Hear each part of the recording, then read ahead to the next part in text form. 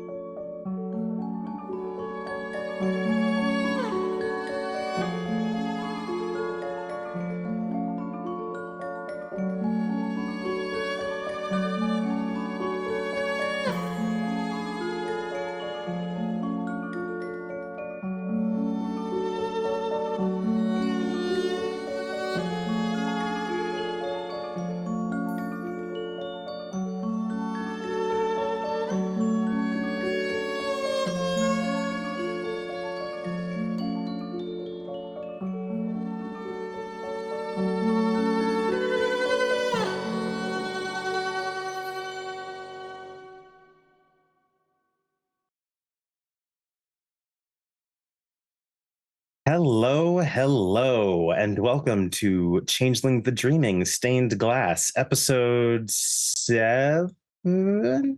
Wow. Penultimate, motherfuckers. How about that? Nope, that was way too early to be cussing. My apologies. Well, regardless, I am your foul-mouthed and ever-magnanimous storyteller, Maddox, and beneath me, but never socially, is my wonderful cast. Hey everybody, I'm Mom McStabber, and I'll be playing Priscilla Rowland, who is also known as Esmeralda the Aeshu. Hey there everyone, I'm Avia Turtle, and I will be playing Melody Rockwell, also known as Lady Embra the Sheed. Hi, I'm Cozy Core, or Unconscious Celestial, and I'm going to be playing Eva Oakley, aka Very Very the Satyr. I'm Gina Von Ash, and I'm playing Honey Bittersweet, your red cap. I'm still not used to that. But hi, everybody. I'm the Remnos Archon, and I get to play Oscar Holst, who is otherwise known as Sir Radari, Manticore's Bane. Hi, I'm Mischief Estrad, and I'm playing Blair Wilson, or Ace Duran, your Cluricon. And when last we left our lovely Kithane heroes, party got a bit split, not drastically, but a raid upon a psychological research center and complex began. The Kithane stormed in, finding a front desk that was devoid of a person, skeleton crew, as you all had heard, and began systemically walking through this building and knocking out an autumn person who happened to be a janitor in the hallway. And from all that, you all made your way down to a very gray and, well, for you, ominous elevator, and came upon a room full of cells with glass and holes punched through for air. And Kithane, in every cell that has an occupant, you see someone who looks drained, barely there. Different levels, of course. And as this group is starting to help unlock the cells after inputting a code, we shift in perspective to a house. Currently, in several parts, there are stations already set up with medicinal herbs, mortar and pestle, bandages, whatever would be needed. Mm-hmm. For any sort of medical thing that might be occurring. Doug is well on anything having to do with plants. Yep. And S has made some ginger tea to help settle stomachs because she has seen, especially with it seems it upsets the stomach when banality gets a bit high. So she made some to settle stomachs, and she's also making a dandelion root coffee with raw honey. It also can settle stomachs, but it gives a boost of energy.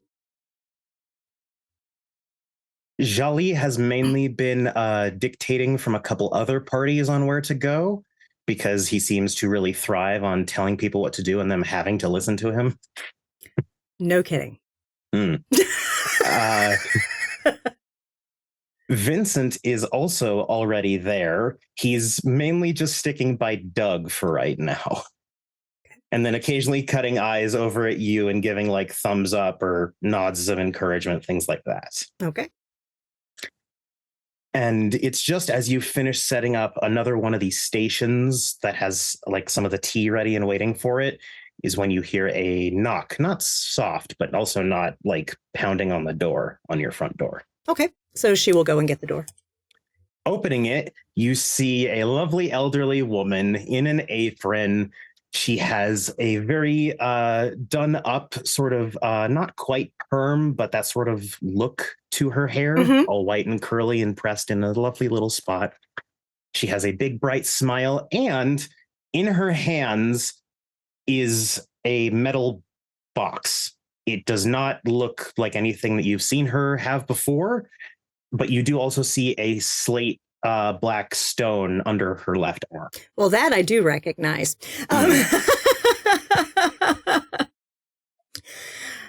Come in. Where do you want to set up?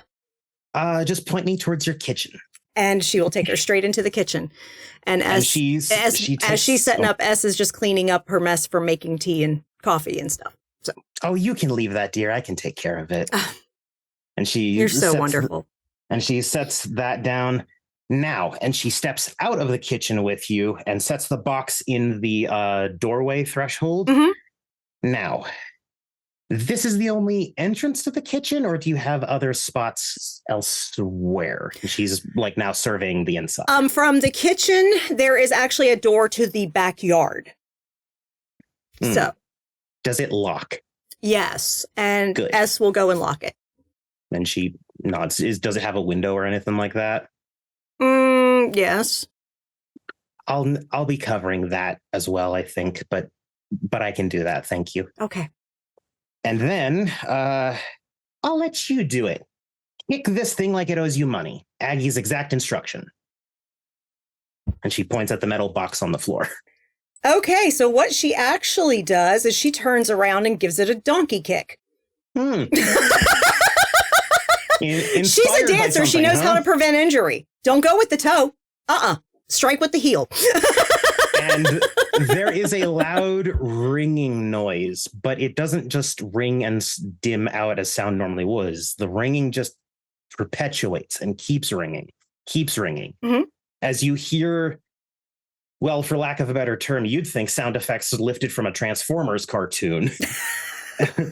As the metal unfolds, clicks out, unfolds again, and starts building itself up perfectly within the frame of your kitchen door.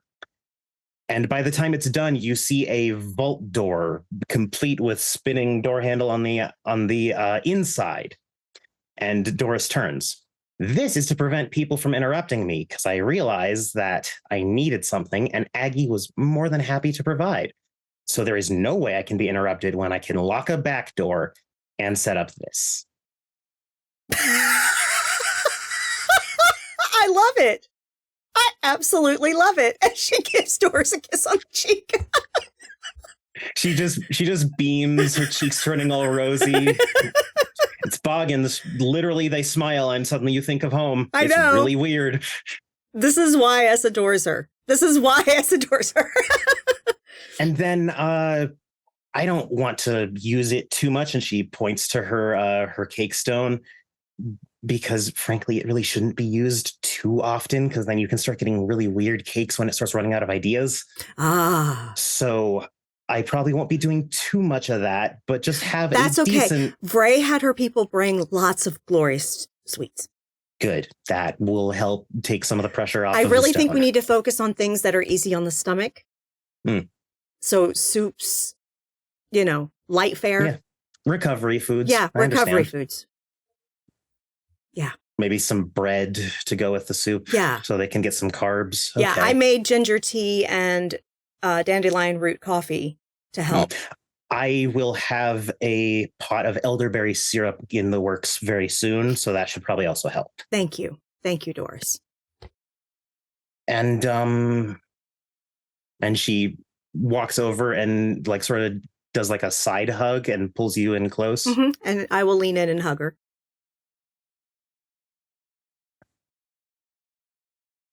I'm really sorry about what I heard happened with you and my granddaughter.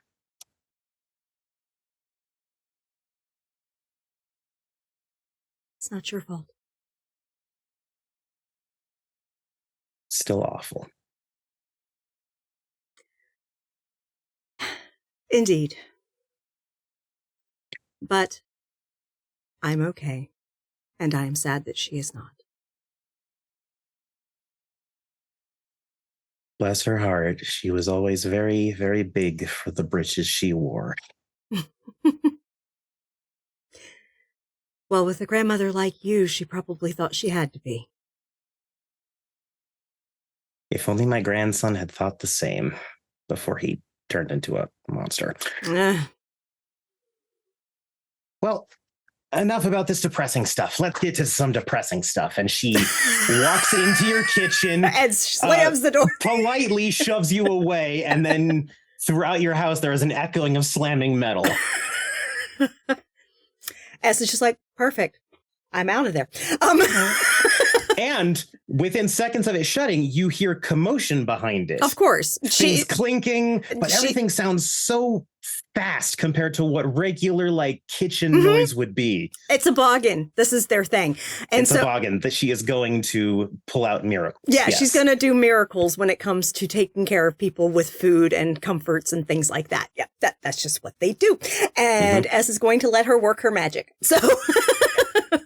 And as you run through the few others that are already here and waiting that you've asked for help with, you see Ace's sister is going around as well.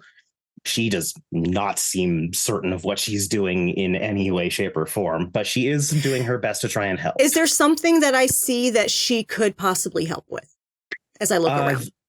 You do actually see that most of the bandages that have been brought in, they're clean, but they are all just in a massive pile. They're not rolled up or sorted or anything like that. So stuff like that would probably be a decent little bit of help for her. And her name was Belle or Bella? Either works for her, but her actual name is Bella. Bella. Okay, I wanted to make sure I got it right because it's been a minute since I've spoken her name. Okay. Doesn't help. There's also 2 SPCs with Belle in there. Yeah. And S will walk up and gently touch her elbow and say, she doesn't startle. She's a she. Of course not. As close as she can. And she just gives you a curious look. Would you like to help me? Come. And I will take her to the bandages and we will start rolling bandages together. All right. And as you all are doing that... What is Vray doing? What is Vray doing? So I don't think Vray is there just yet. Vray is actually stress making, because she knows that S is going to be retelling the story, or telling the story. She's actually stress making the croquembouche again. Like, oh my God, I love it over again. Just like, because it's the only thing that she can just like, she's almost like hyper fixated on it, like just like putting everything into this thing. A satyr getting obsessive over something, that's nothing new. Well, it's probably at this point that you're just getting to the one part that your employees really can't do for you because it's the chimerical sugar, because you're the only one that can interact with it and know you're interacting with sugar all over. Yeah, so that's probably what I'm just finishing off. And Not and Rydell will be waiting for me in the truck because I'll be going over. Cool. And Not is dressed how she always is. Rydell is dressed like she's going off to like basic training. whether it's just a vibe for the day or she's just needing to feel that sort of security, you're not sure.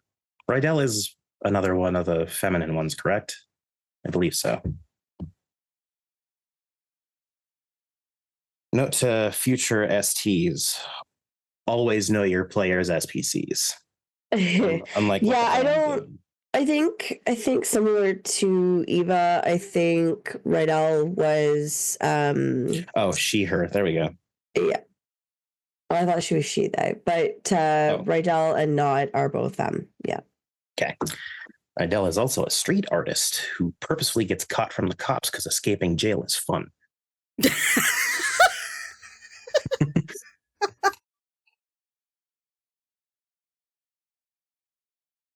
And you have just managed to get the sugar to the proper and correct temperature. It is a lovely glowing blue, not because it's too hot, but because it's sugar and it's chimerical. So, of course, it's going to behave oddly, but you know how to work with it all the same. And you've just gotten it spun up, and it seems to be holding. It's perfectly sculpted sugar. The next part is just to make sure that you can get the whole thing out of the bakery, which you guys have practice with because you've done this before. And you walk over. Rydell is already out of the car and helping you, and Not is currently sitting in the driver's seat checking her phone. Your employees, I'm guessing, just stayed in the bakery so that they can continue their work for the day and all that? Yeah, or to close up for the day. They both seem well and capable of doing so. Apologies. And you load up the croquembouche. Shut the door. Yeah, everything looks pretty solid. And a car passes. Slower than it probably should. It is a nicer car.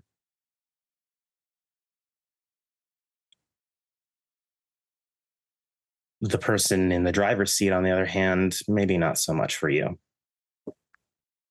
You see curled horns, simple satyr-like goatee. As Val drives a little too slow past your bakery and sees you on the sidewalk and then drives off. I'm just going like, give him drive off. Right. Rydell looks up. Whoa, wait, who are we flipping off? Why? What's going on? At this point, I probably told them about the old Trigos, and I just kind of go, Val. Oh, yuck. You didn't happen to catch the license plate, did you? No, I was too busy angrily flipping them off. Anyway, we need to get going. What a cock. Who drives past a place? Next, he'll be holding a boombox outside our fucking house. He just might. All right, let's get over to Esmeralda's place. Wow, that thing is so fucking tall. And I bet Blucifer ate the whole fucking thing in one bite, didn't he? You know, I don't remember. I was so scared shitless. Yeah, let's be fair here, girl. We all would be. I mean, you don't get a nickname the Demon Horse without being a fucking threat.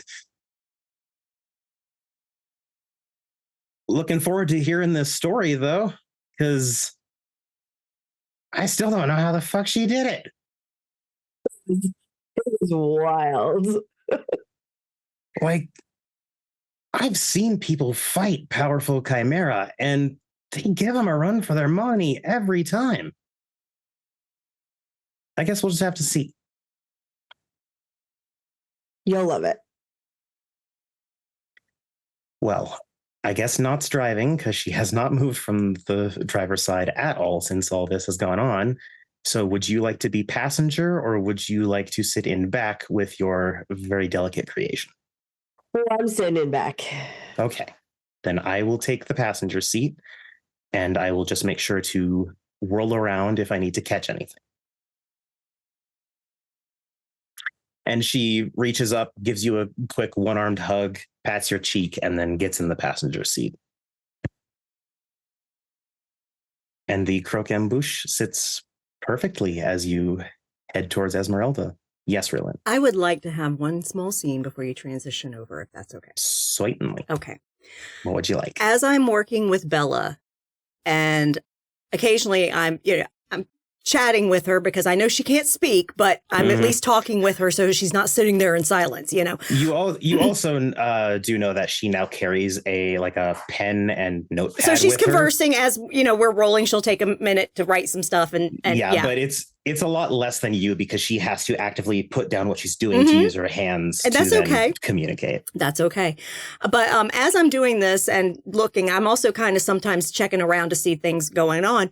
Do I occasionally see Vince maybe peek at his compass? Mm-hmm.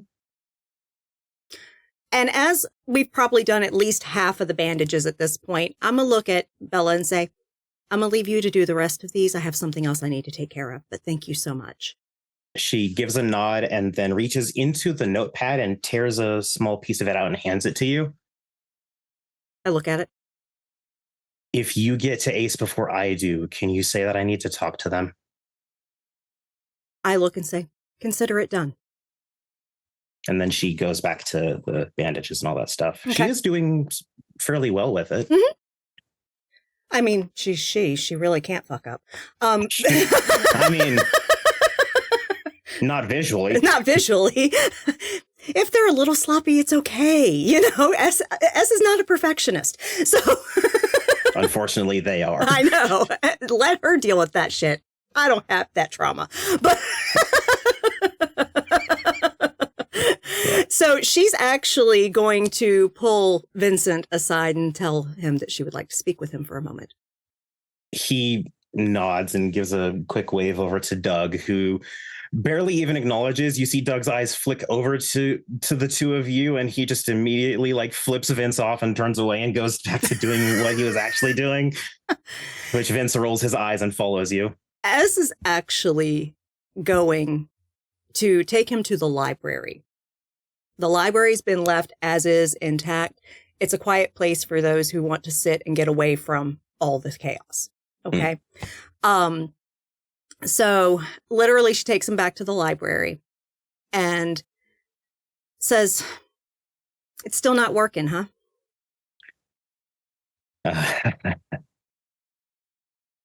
And he holds it out, and you do see a change in it. It's still spinning, not nearly as fast. Mind if I see it? I don't know what that. And he hands it. I don't know what that reaction means, but it started this morning. She closed it as soon as he put it in her hand. So he wouldn't see immediately what it would do when she touched. She holds it and says, it's not broken. I know it works. She kind of turns a little bit, opens it so she can show him dead on what it looks like when she holds it. What direction is it pointing, Rillin? First, it orients to her. Then it points towards the door to the library. Then it points to him.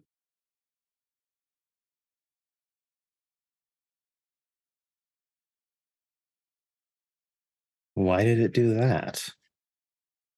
She closes it and says, because I know what my heart's desire is.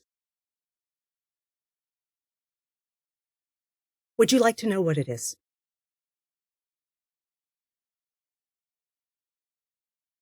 I would.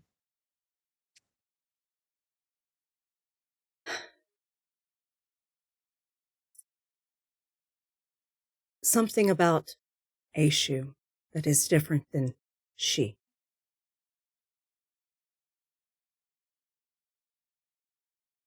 We are born and awaken when it is time.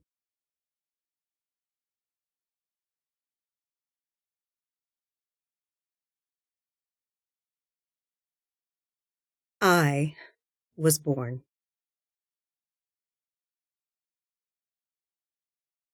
as a child that didn't have a lot of representation in stories.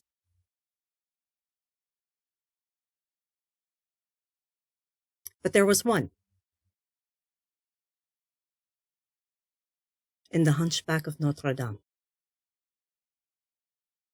And you do see a light of recognition in his eyes. Ah, When I was 6 years old, my parents were murdered in an act of horrible violence. The day of their funeral, as any child would be, I was quite distraught. My grandfather thought reading me my favorite story would help.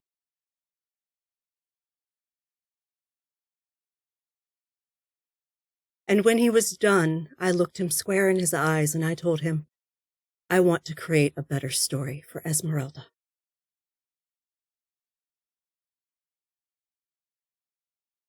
And I awoken.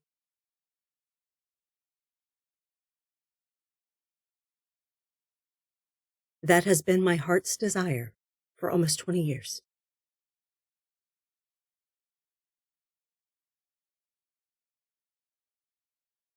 I didn't have the opportunity until you and my friends helped me achieve it. The opportunity. So now, and she opens it again, and it does it again. It centers on her, points to the door to the library that leads to the rest of the freehold, and then points to him. It points me to directions of things that will help me create a better story. For me.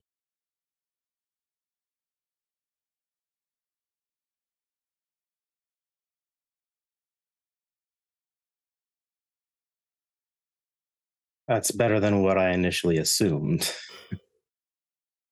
What, that I love you? No, that you had 3 heart's desires. No. But I do love you, you know.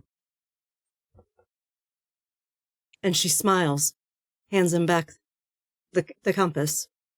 He takes it, and you see the spinning is now back to its usual pace. Mm-hmm. And she just gives him a wink and heads out. Wait. What? And he pockets the compass and steps up.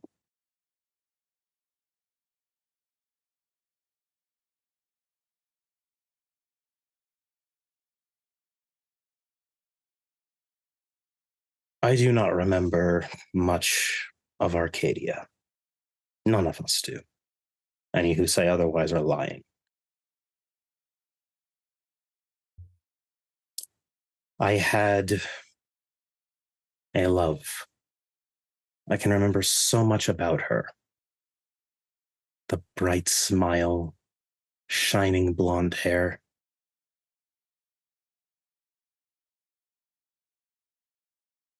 And in my head, as I fled from Arcadia, the things that I lost when and he just sort of gestures at his body, found him.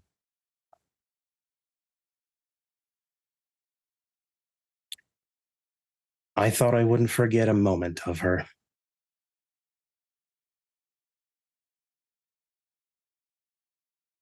And I lost her name.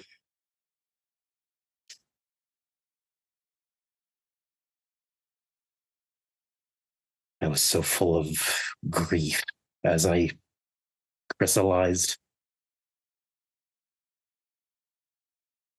I crystallized crying. Crying tears for someone who I couldn't remember. And I don't know what I wanted to share with you with that. Just felt appropriate given what you told me. Thank you for telling me your story. And she actually will reach out and touch his cheek. And caress him very gently. And your hand does feel a bit damp as you notice that there are tears running down his cheek. I can tell you, my soul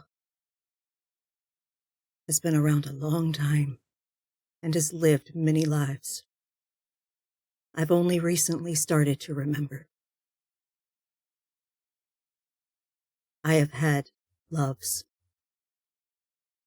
I've had children. And I lost them all. And I do not remember all their names. So while our stories are different, we have something in common. Now it's his turn to caress your cheek. And he gives a gentle and soft peck and then steps back. Excuse me, if Doug gets too in the weeds, we won't be able to find him. Do not challenge me.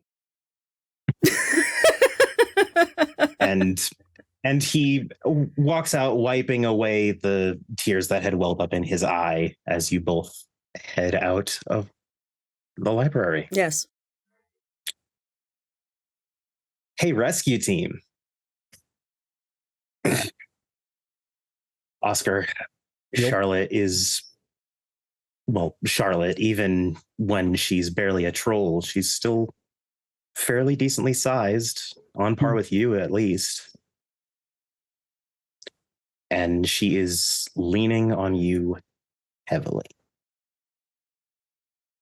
You guys are slowly hearing different latches as you've input that string of numbers into the alarm code, which has deactivated several things, and you do continuously hear the cell doors, as it were, unlocking.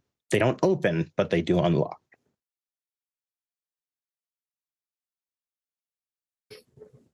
Is the Someone's human running still with down. us? Yes, she has not moved. She is kind of intimidated. You can go.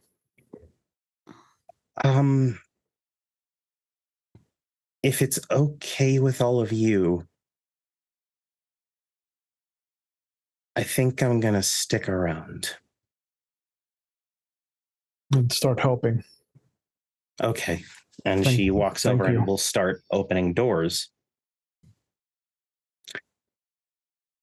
Ember's doing much the same, going through each one, beating All on right. doors, opening.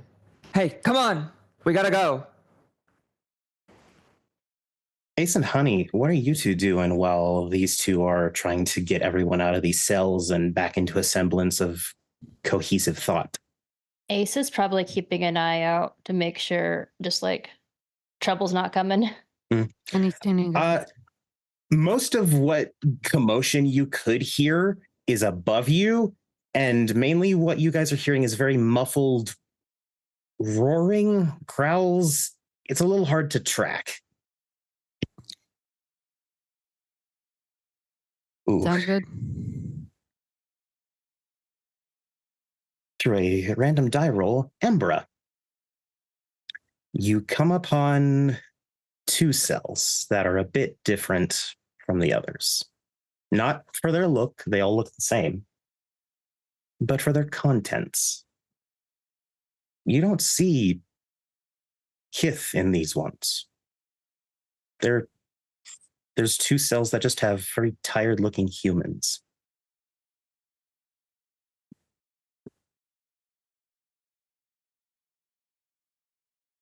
So You're they're me- completely not kith. There's They're just not a people. single bit of seeming to these two. They're in the cells right next to each other, both just sort of sitting on their cots, staring at the floor. Even as all the commotion came up. Ugh, this place is a torture facility, so she will still beat on their door. Hey, time to go. They both sort of look up a bit bleary-eyed, but they do stand, brush themselves off as you open the cell doors, and it's a man and a woman. They seem maybe a little older than you, not by too much. And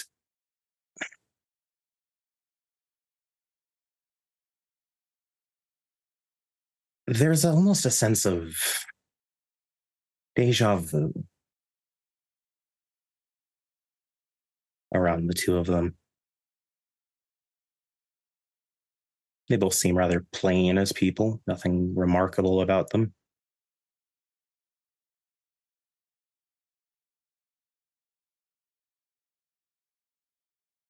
Looking Sorry. at them. Oh, God. No, you. I was going to say, I squint. There's something familiar.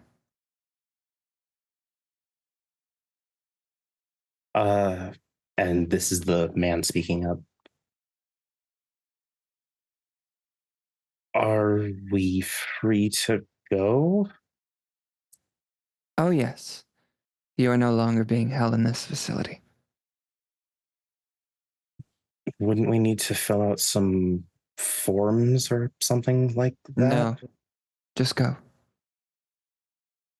And they both sort of look at each other. And they'll start heading towards the elevator just on their own. I'll motion towards, I guess who's the closest to me of our... Of the Notley. That would probably in this instance be Ace. I'll motion towards Ace. 2 regulars going through. Just let him through. Why did you need me for that? Just to make sure that because they're not, or rather they're human, that we don't mistake them for a threat or anything like that. I mean, Ace kind of like looks over them. As you lay eyes on them, Ace and Honey, the reason Embra didn't recognize them is because she is not a local noble or surrounded by the local nobles. Honey, it's a little hard when they only look human and there's not the aura of perfection. These used to be she. Ace, you recognize them too? Hey, Ace, you got any dross on you? If it's any good at this point. I mean, something. Yeah. Ace takes out their... And it's at this point that they probably like nearing you both. I got 2 for one of them. Ace has 1 draw, and they'll give it to him. The other I'm one. gonna go over. He's got a couple of draws still left from Finn said she didn't spend any of it. So you both hold it out to them as they approach. Mm-hmm. They don't take it. They just stare at it. The thing is in your hands. Oi, I think it's too late. take it. Take some random toy? Why? Because I'm going to tell you what to do with it, fuckhead. They just walk around you both and keep going. She grabs the person, pulls them back. Yeah, Ace forces the other one too. I'm not asking you to take it. I'm telling you to take it. And she will shove the army man into their hand and say, drop it and step on it. What? Why? Because he told you to, fuckhead. Just do it.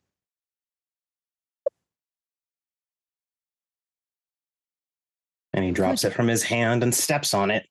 Good, you could take direction. And you both see the glamour explode directly under his foot. Yeah. And then just soak in a very similar way that you all saw to when you tried to enchant a little girl. And Honey will just look, although much faster than what happened with Anne. Honey just looks at the guy she had and she's like, duh. So are we done now? I don't know. Are you? You do not see any change. He is still the most human looking thing ever. Oh, fuck my God. She'll take another 2 draws. Do it. Just drop him and do the thing. Honey, it's not going to work. They've been here too long. Oh, fuck. All right, well, then we're taking... Stay here, or do you want to go? We'd like to go, please. Okay. The condition is you have to come with us. We're your way out. That's fair. They'll look at each other and then look at you, Ace. Ace, how about you do me a quick little charisma expression? Yeah, sure. Ace will also be like, look, you hear that noise upstairs? You really want to go through that? Ace also has outgoing, which I'm going to guess. Yeah, I'd say outgoing would be good at convincing people to listen to you. That, or if they don't, Honey will intimidate. Intimidate 2 is she? Hell yeah. They're not really she anymore. Doesn't matter. Normal success or like normal? Yeah. That is 3. They nod and both sort of sigh, cross their arms, but they're not moving from where they are now, but they're not going any further. Seems like they're just waiting. Cool. So they are sticking around for now. Good. Smart.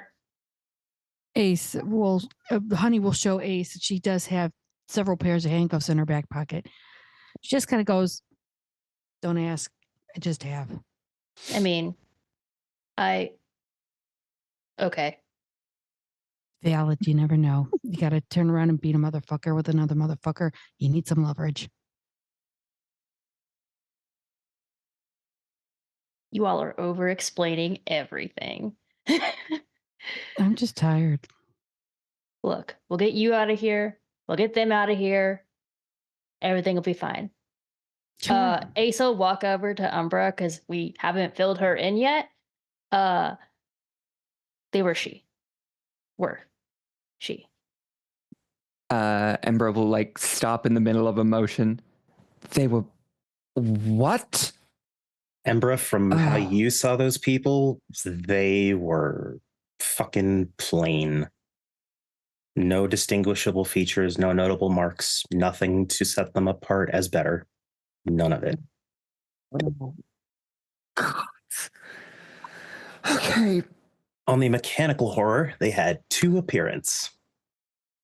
Oh. Okay, we need to get them to a place with a lot of glamour.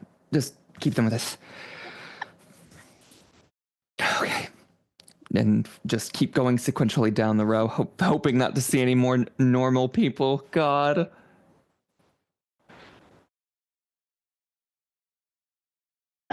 Can I do like a gray mare roll or like something to see if it is too late for them, like how far gone they are? Of course. I'll let you pick wits or intelligence plus gray mare, difficulty 7. Wits.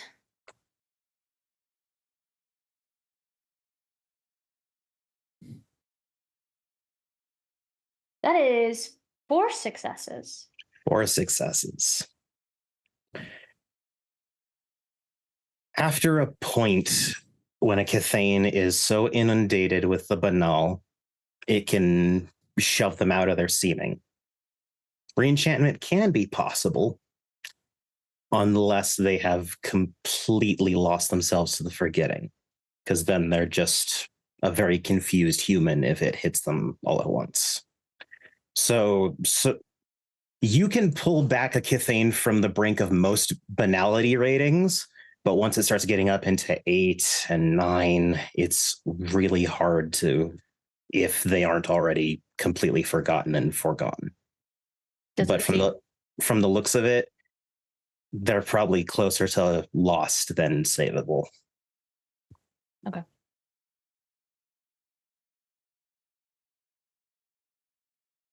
Okay. Ace just ushers them with everyone else. As is the horrific, crushing reality of Banal.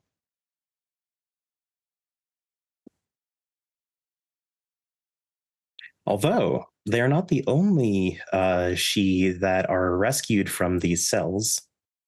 The she that are here all seem fucking exhausted and barely beautiful at all. And Embra, there's one that you're fairly certain is already at Banality 9. Like he's pretty not with it, teetering on the at brink. the moment. And then you all are starting to see, especially with certain members, they are a bit more drained than others. You do find both Snarl and Fright. Snarl's cell was easy. It was the only one with a shitload of scratches and teeth marks on the inside in every spot you can see. Whereas Fright's didn't have a single thing out of place. But Fright also looks a bit beat to fuck. He's an old red cap. That's not great for Banality. No.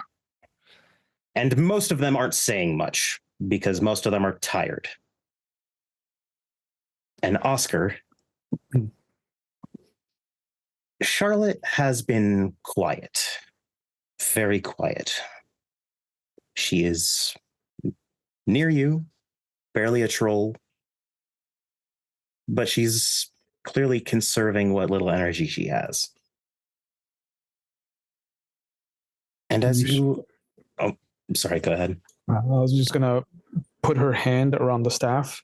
Can you stand on your own for a moment?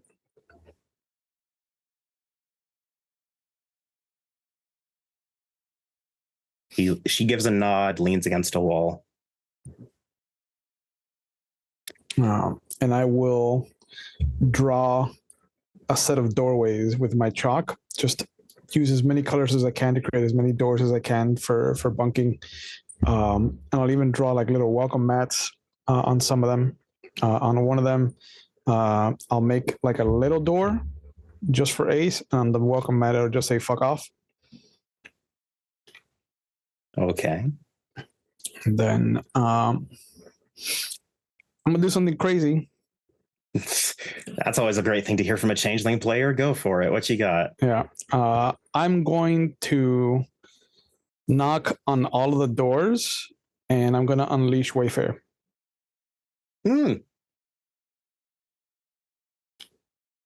Before we do any rolls for that, Sure. just because if you're doing that specific type of action, you'd notice this. Mhm. Knock, knock, knock. And it's a hollow knock. You're hitting against thick glass. It doesn't make much of a noise.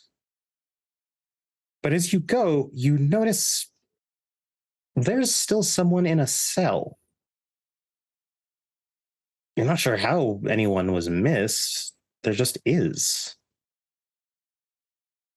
Point to them. And you see sitting in a cell is a woman with thick, dark brown, greasy hair. She's sort of built like a knocker. She's very spindly and articulated, but it's somehow just a little bit worse. Her nose is upturned and piggish. Her eyes a little bit dry and bloodshot with yellow irises. The part that really made you notice her, though, was, of course, the sickly green tinge to her skin. As she's not pressed up against the glass, but suddenly, like, you get to her cell and suddenly it's just a really unsettling, sort of creepy face in front of you.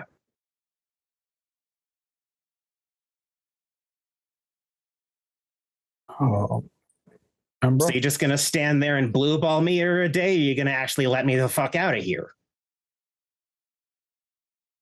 Hey, are you going to ask nicely? We don't have to do anything. You don't, for sure, but I'd prefer not to take out the effort of escaping my own damn self when you twat waffles are right out there. Ask nicely. Who are you? Fuck off and die, you leprechaun piece of shit. Go eat your Ace lucky walks charms. away. It's like, fine. Who are you? So, you getting me out, or the Kithane gonna prove that they're always gonna be terrible? Who or what are you? I'm Peggy. Good to meet you.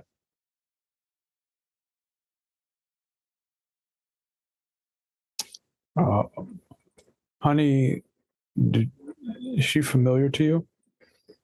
Annie will come over. She'll look at her. Yeah, honey, she's well, as you probably know it, she's God, it's so annoying to have to double talk this as a red cap, but you know the real context. This is a goblin. They are a type of Thelane that is one of the few Thelane that other Kithane don't think of as persona non grata. They interact with goblins. Knockers are related to goblins. Most of the time, knockers will just say they're their cousin and leave it at that.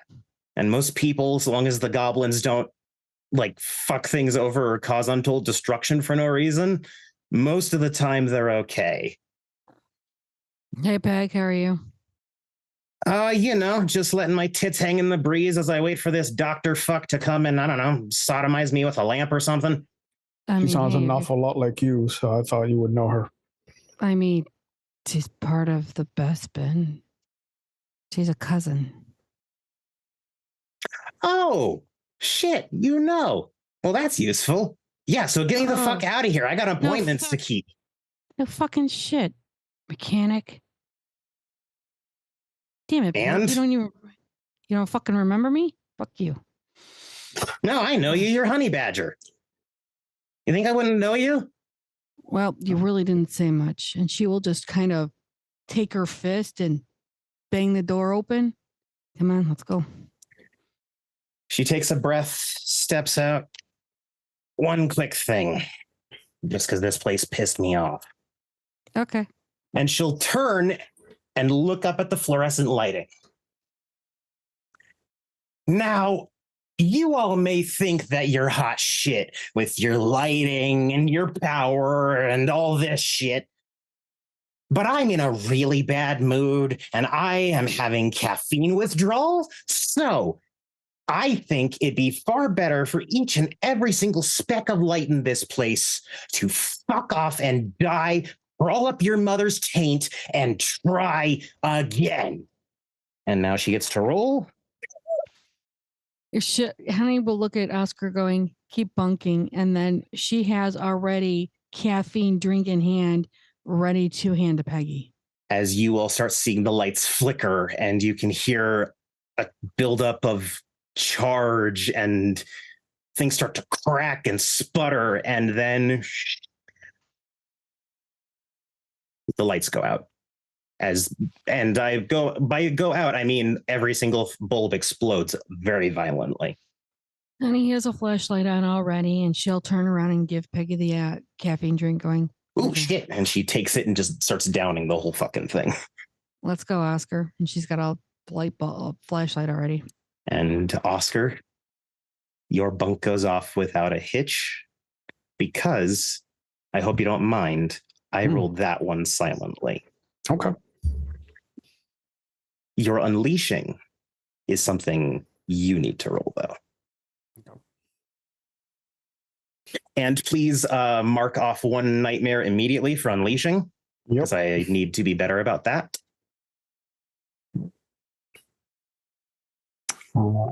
And that replaces my dice, correct? Yes. Okay. So. And then depending on how well or how badly you succeed, well, we will come to that when you make your request. It is a glamour roll to unleash, correct? I believe so, yes. Okay. And then it's just a number of dice are replaced by nightmare. For whatever current nightmare you have, yeah. Correct. Do 10s explode on this? No, not for an unleashing. It's already an unleashing. You don't need the help. Okay. Can I use a willpower point? Not for an unleashing, no. Okay. Then I rolled 3 successes. Okay. What level do you have in that art? 4. Oh, you lucky son bitch. What is your request to the dreaming, Soradari? I want every door here to lead us back to S.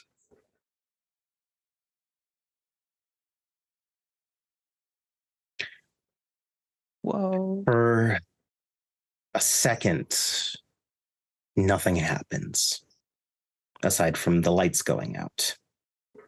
There isn't even emergency lights or anything like that blaring. It's all dead, dark.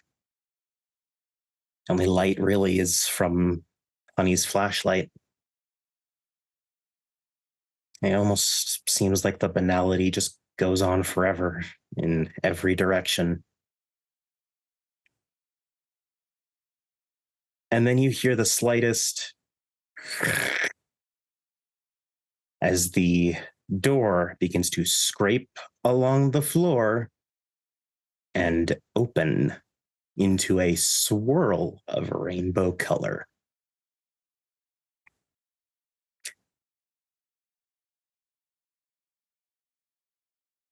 Congratulations, Oscar. You are unleashing one off without a hitch.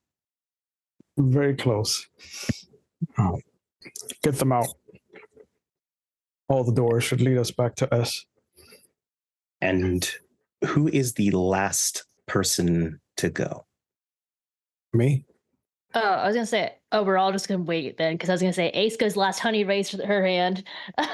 Yeah, Okay. Honey was going to make sure because she's point guard and she's going to make sure every single door besides the one she's going to go through is closed so that no one can follow. Okay. No, I'm gonna give Charlotte over to Honey because I know that Honey needs the freehold more than anybody else. Take her with you for me. I'll make sure that all the doors are closed. Dude, I'll stay. I don't mind. You can't. I trust her with you. Go take care of them. Take care of the people. Curse. That's what your job is. I'm also back up, assholes. Everyone Yeah, through. you're backing up for them. You make sure they get through okay. Yeah. Lady Umbra, clear the way for us. You got just it. in case. She'll twirl her blade and head through. Whoosh. Gone in a swirl. And also for you, Embra, it's very relaxing because, oh, thank God, I'm out of banality. Like it is instant Glamour! crossing the threshold immediately. Oh. Glamour! Which for your Arcadian sensibilities probably feels really nice. Ooh. All right.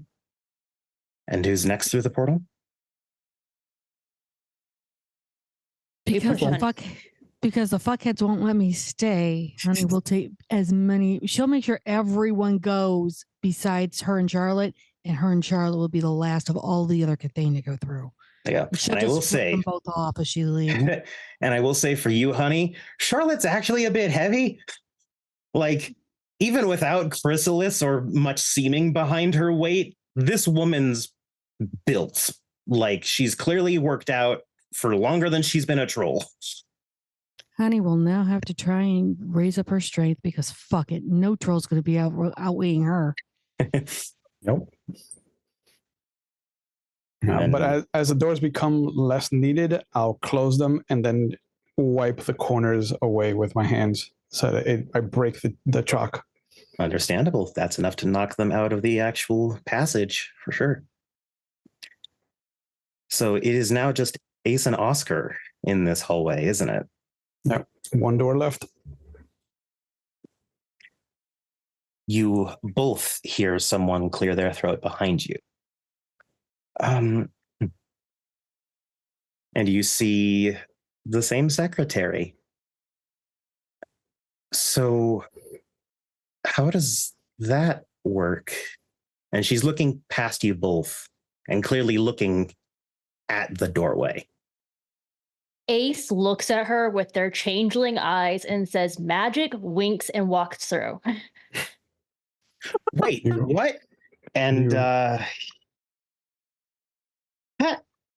my God, my dice are thinking that comedy is the height of entertainment today. Ace, you hear, wait, what do you mean? And only as you get across the threshold do you realize that you heard that as she kind of crossed the threshold with you. Oh, I assume she was further back. Oh well. Right next to you both. Followed you through, and we will get to what that means in just a second. Oscar, you are alone in a dark hallway with Yep. a glowing portal directly in front of you. Is there anything you do before you step through?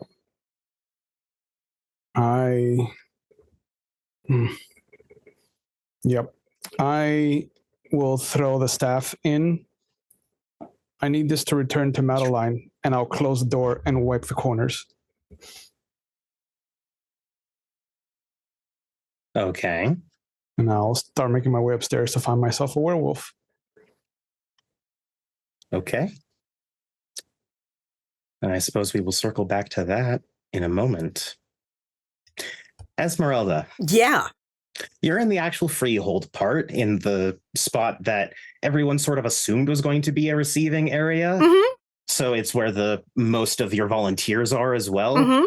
And they're all just setting up, prepping, bottles of water, snacks, the whole 9 yards. And suddenly, swinging open from a wall is a doorway with shining, well, from their side, it was a bunch of rainbow light. You looking through, it's like someone's trying to make gray interesting. They're really, really trying to make gray interesting. They're coming through. And everyone suddenly is locked in and facing as Kithane, some barely even that definition of the word, start coming through. Some immediately collapse. Others are just sort of wandering aimlessly and just keep walking. Like people are intercepting as best they can and helping move people through. And you get through everything. And then the Notley members start coming through. On Ace's heels is a woman. Decent brown hair, somewhat Grecian style features. And her eyes are really wide. And she looks around at all of you. Wait, what's going? And then the portal disappears after a metal staff comes through, and honestly, it probably just thunks against Honey's back. Like, not enough to hurt, but it was a wooden staff. What the? What? That bitch. Where's Oscar? I'm going right back. I'll be He back. was right behind me. Well, No, he I wasn't. He guess always plays the not. hero. Tony just goes. She And leaves. at the Go get his phrase, fucking ass. he has to play the hero, you see Dora, the young secretary, double over and collapse on the ground. S is immediately going to go to her. It's kind of hard to stare directly at her as there is some fireworks. No, glamour. There's glamour shooting off of her Yeah, she's just in been many different dream-struck. directions. Oh, God. And you're like, And- you brought a human through, and now she's overwhelmed. She brought herself through. Ace picks her up. It's like, do you have like a bed or something we can just throw her in? Yeah. Oh, and also, all those next to her, please take yourselves a point of temp glamour. Oh, because we're leeching it off her. Mhm. Wow. And you'd think that Well, would be I was the already end of full it. up anyway, so Fair enough, then you're golden. I'm golden. And you also start to see through the bits of light with all the glamour. There's a lot of fireworks exploding off of this woman. Like, it's probably seeable for blocks.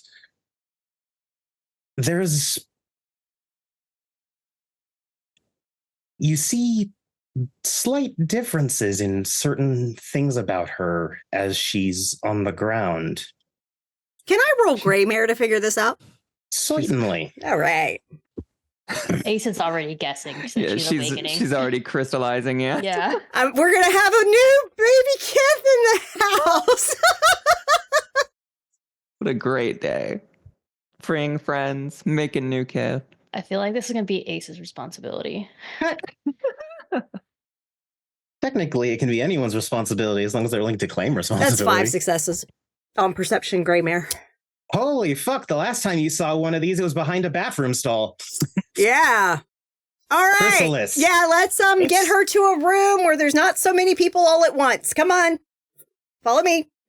Some of the more glamour-starved are actually sort of bummed by that announcement. You can already tell, like, but we could actually, like... I will take care of you in a minute. Mostly everyone's just tired. So... Come on, the balefire's this way. The rest of you. And the ones who can walk immediately start going that direction. Yeah, and literally others are helping to get people as close to it as they can be. S is going to lead Ace down to, actually, you see the hallway that usually had her rooms for people to stay.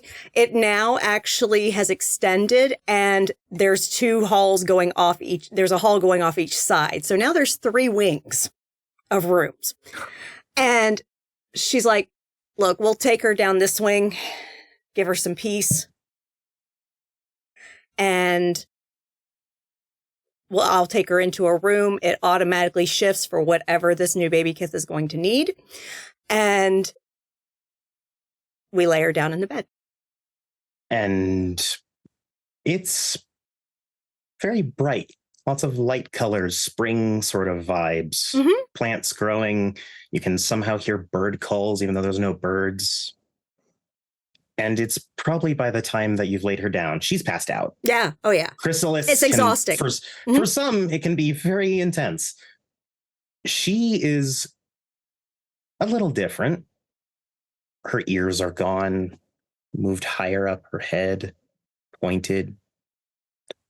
Her eyes are more vertical slits than regular pupils now. The most telltale feature, of course, is the slight shift in her upper lip and the whiskers coming off it. As you're staring down at a cat puka. Gonna be a lot to explain to her. Yeah. Go get Doug. Ace goes. All right.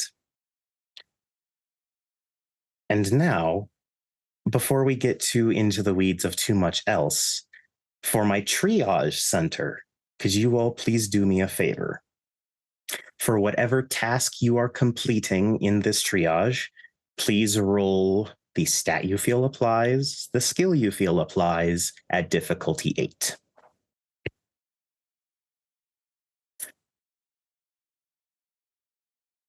And then, of course, any willpower you wish to spend, et cetera, is more than welcome.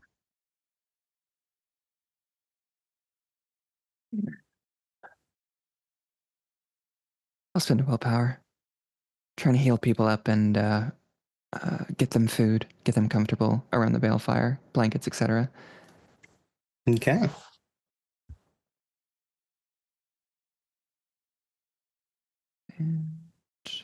As your place is very busy all of a sudden.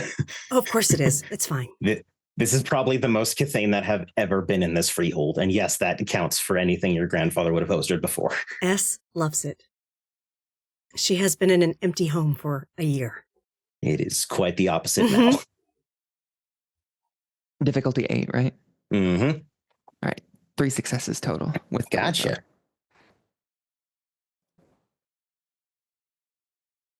Remove that from my sheet. And then at the same time, you're muted, Ace. I was just gonna say, yeah, I got 1 for Ace going to go find Doug and convincing him to come. Gotcha. Okay, check. Hell, just tell him S needs you. Honey, are you doing anything now that you're here? Or are you just... I said that I was going after Oscar and I'm out. I'm scratching back to get Oscar.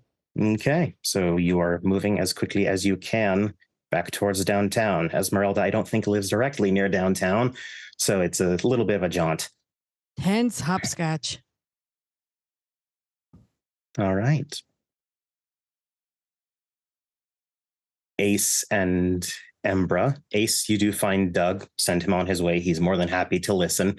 You said new puka, and for a second he almost growled, but it was clearly a protective thing, and then he just walks with a nod. Embra, the people are very appreciative of all the help, especially the ones that are clearly damn near close to forgotten. Like, it's a little disturbing to see people who are more human than they are Cathane, because usually there's a better balance with that. But it's almost as if their faith soul is hanging on by a thread for a lot of these people. And you all are rough estimates about a dozen people right now, with a few more, as you're tallying up. Oscar.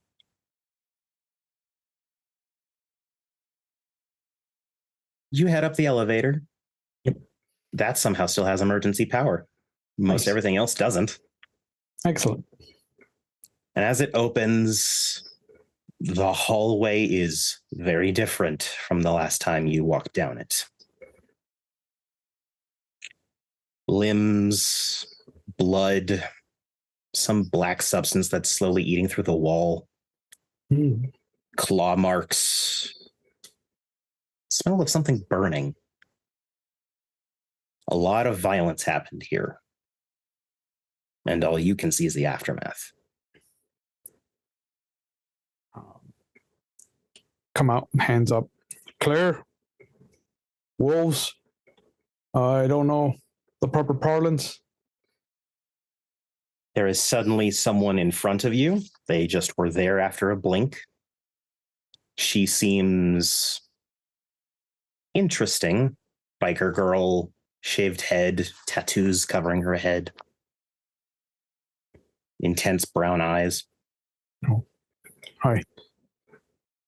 You, one of those fairies that we were told about?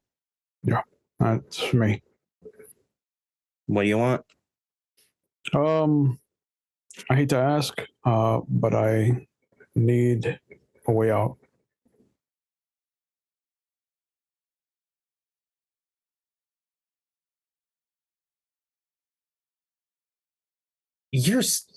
Sorry, I have to check. You're specifically not human, right? Right. Okay, I just might be able to do something for you. Where do you want to go? And regardless, it's going to be a walk. I'm really just here to pick off stragglers if needed, but if you need to get somewhere, I can get you. All right. The address is blank, and I give her S's address. Wow. If that helps, I don't know. Mr. Fancy Muscles, and he's got an address and everything. And she walks over and links her arm through yours.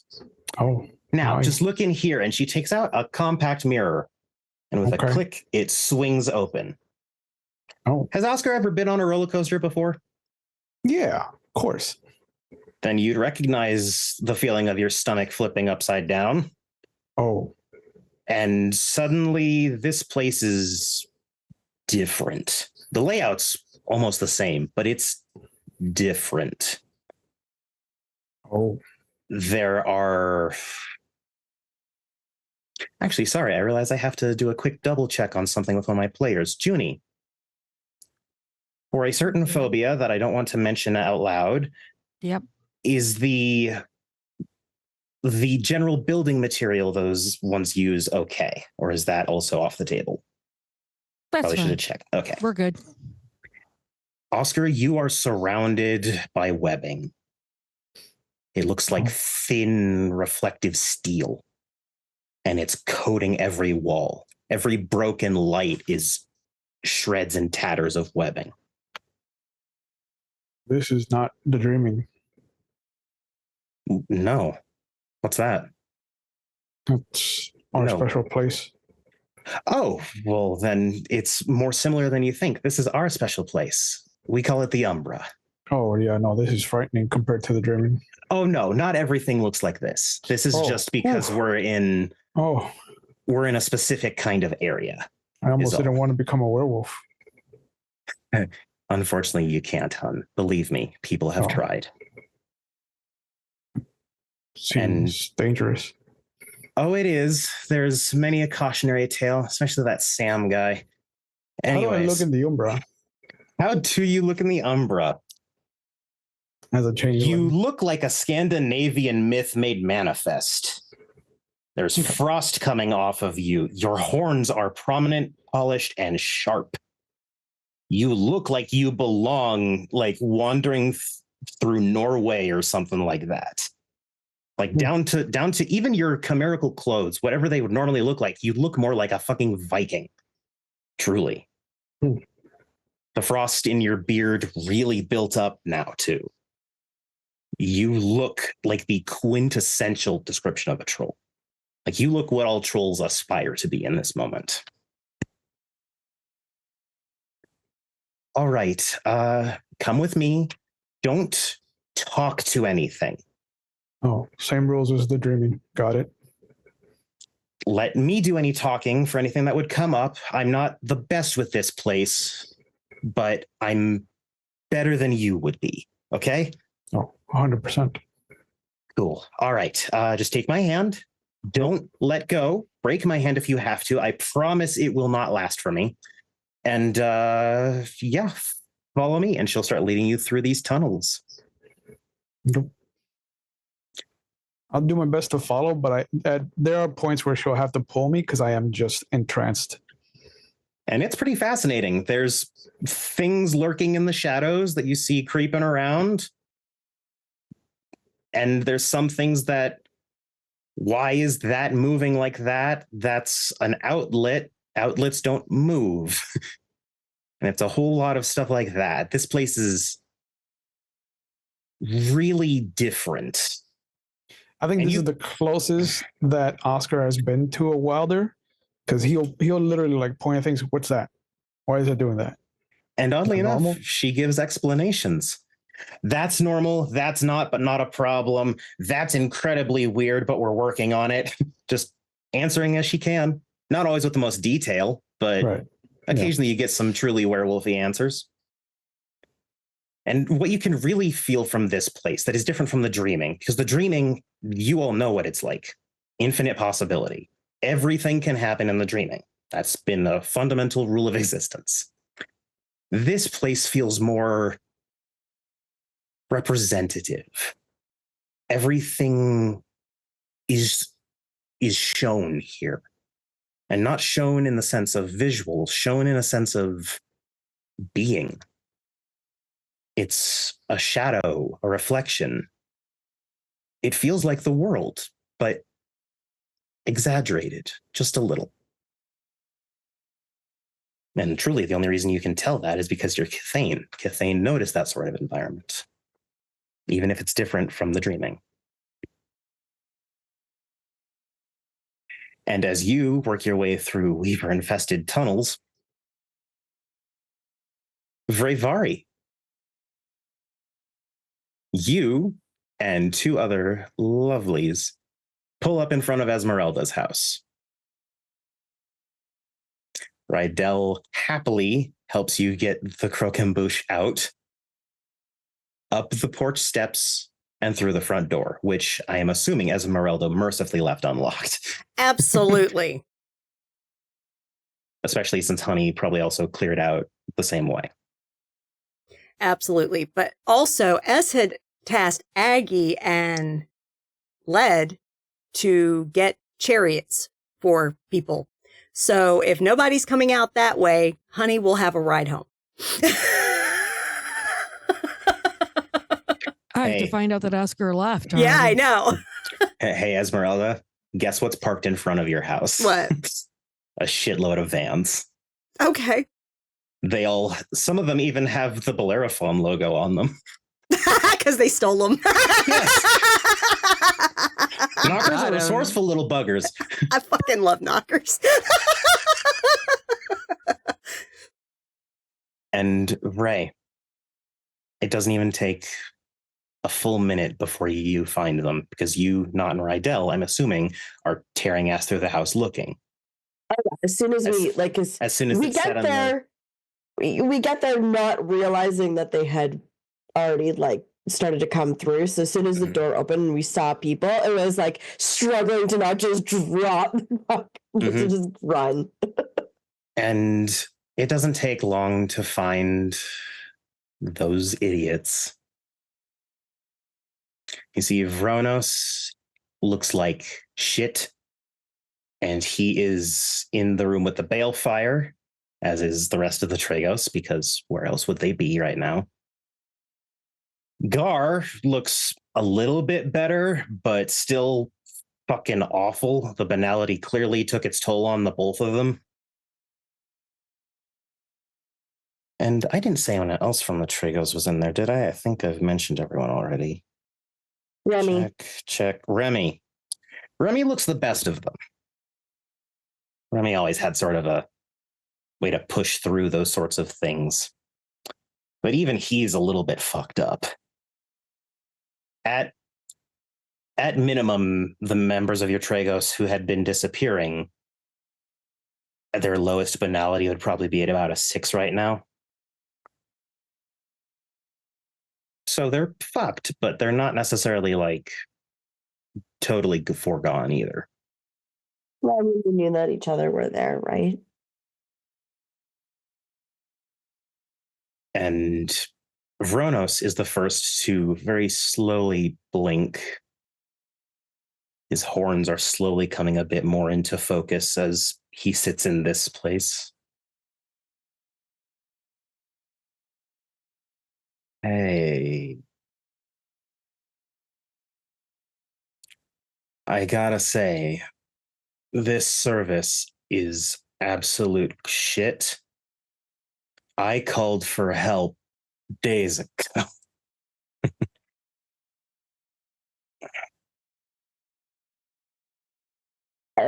Ray is like laughing through tears. Mm-hmm. Not just walks up and flicks him on the forehead. Shut the fuck up. And then, of course, the Tragos will just sort of pull everyone towards Vronos because he's the most fucked up. And it's just the biggest satyr group hug.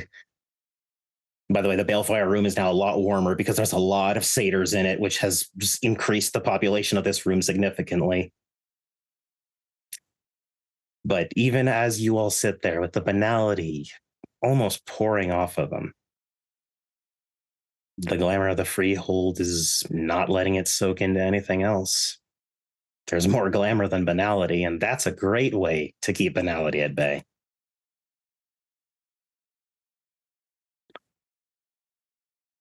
Rydell also whispers in your ear, I didn't realize I missed him that much. I squeeze her a little extra tightly.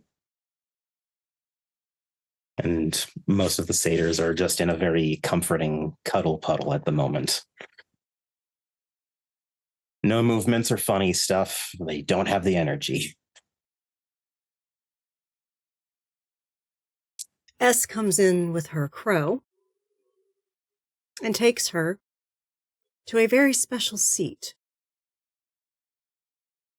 Perches, looks at you, looks at the crowd, and then gives a head bob in a very clear sign of good crowd.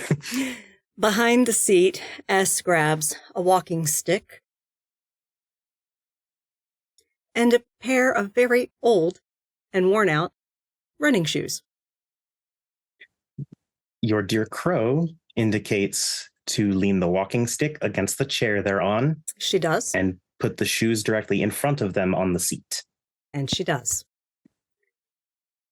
I have to get ready. But I do hope you enjoy an incredibly crazy story on an incredibly crazy night. And on that fantastic introductory note, I think we'll go to our break. We'll be back in 10, everyone. Thank you, and tune in for the next half. And we're back. Hello, hello. So a raid on a facility went rather well. Got all the people out. Tushi didn't quite make it, unfortunately. And a triage center is now in full swing. There are kith laid out, some sprawled, some curled up, some with blankets, some overheating. It's the effects of banality. They're awful and have been felt for centuries.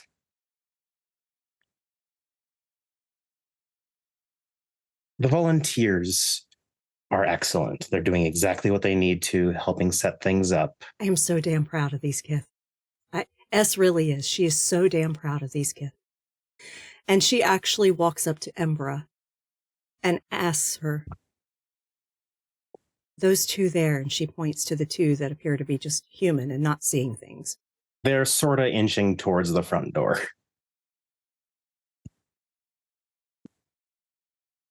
Are they?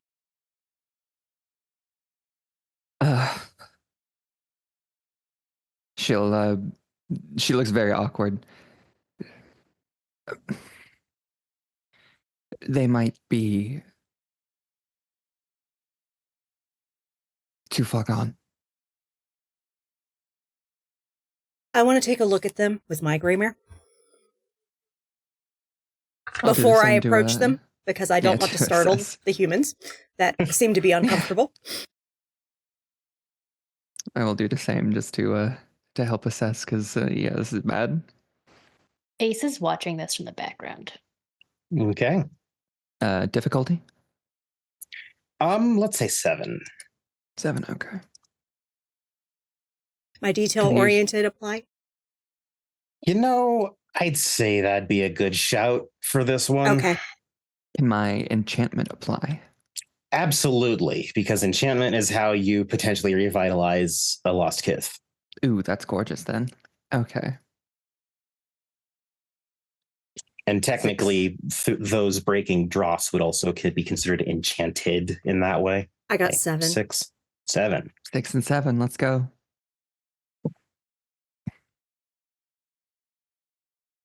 They've had chimerical death? No, it's gone past chimerical death. Their facial, if it was smart and reactive enough to do so, It left. their facial left. Okay. If it was smart and lucky, leaving just the humans behind, very confused, but alive. Okay. A worst case scenario that you two could see, and not out of the realm with how banal that place was. Yeah. There's a chance they just completely lost themselves. Yeah. S just puts a hand on Ember's shoulder and says, I'll take care of it. Ember will nod, and her eyes are going to fill up with tears a little bit before she turns away. And S will walk up to the two and be like, will you allow me to show you out? That way you can go home. Yeah, thanks. We're just a bit rattled that I completely understand. The car ride over sort of felt a bit rushed, so I'm a little bit out of it. I can call you a cab. Would you like that? Honestly, stranger, thank you. Of course. That's very helpful. Priscilla Rowland. Pleasure to make your acquaintance. Eli. And she shakes his hand. And the woman, much more shy, just nods and says, Amy.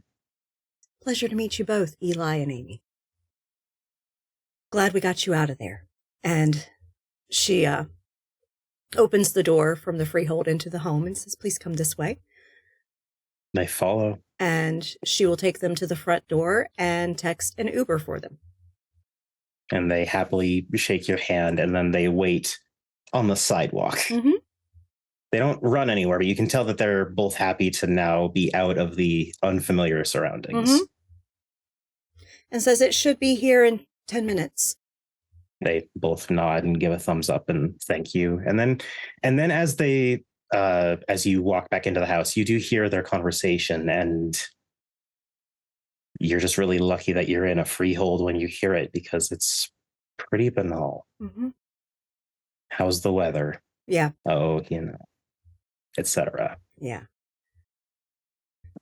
As you And walk she back in, actually though, has a slight tear. She has a tear running down her cheek.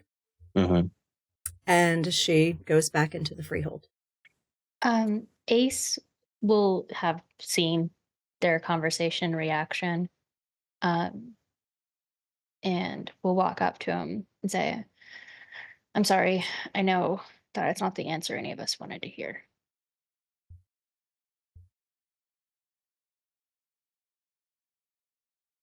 Hopefully, their souls will find another host. Honey didn't seem to want to believe it. Believe what? That they were gone, that they were done. I worry that actually happening and that being the case might hurt her further. What happened? When? To Honey. All I got was a text, and it wasn't... She killed the Fellaine, and it... The Dante? Yes, sorry, yeah. And it broke her. Just a little. I see what she meant when she said it was tough now. She shouldn't have to bear it alone, but it's who she is. She's stubborn. But I love her for it. I do. But she's stubborn. And her guilt will burn her right out.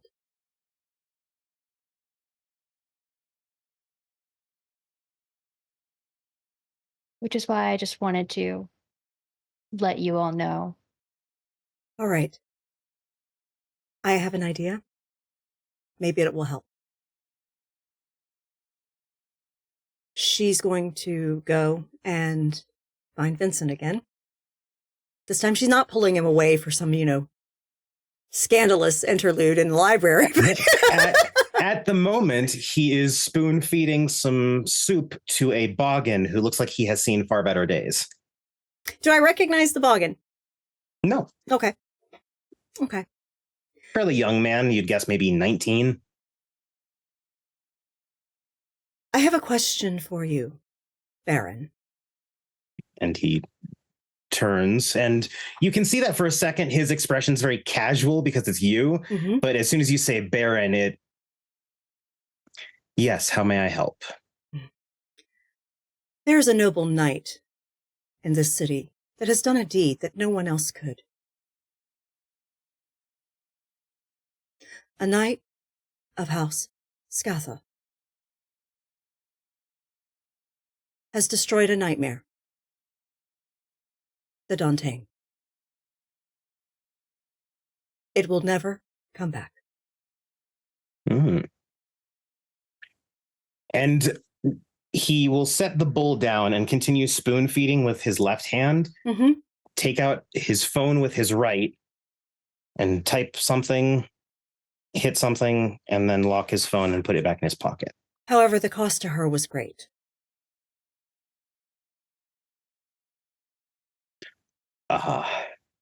Yes. What does she need?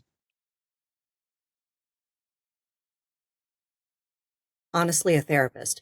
But don't we all? If we can find one who does not work in an office so banal that it chokes the very air, then perhaps we can get her some help. But I believe she likely has incurred banality that she will not be able to shake easily.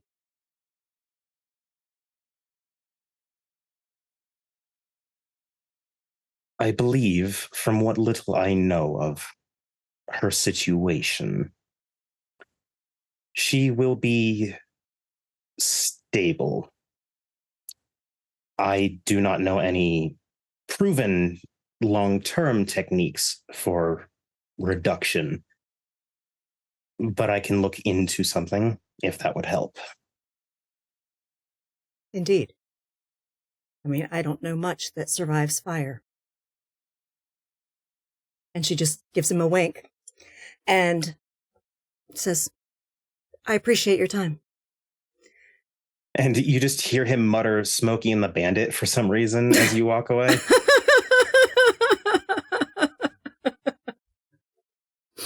And she walks off. And real quickly, before we get to what I know you all are looking forward to.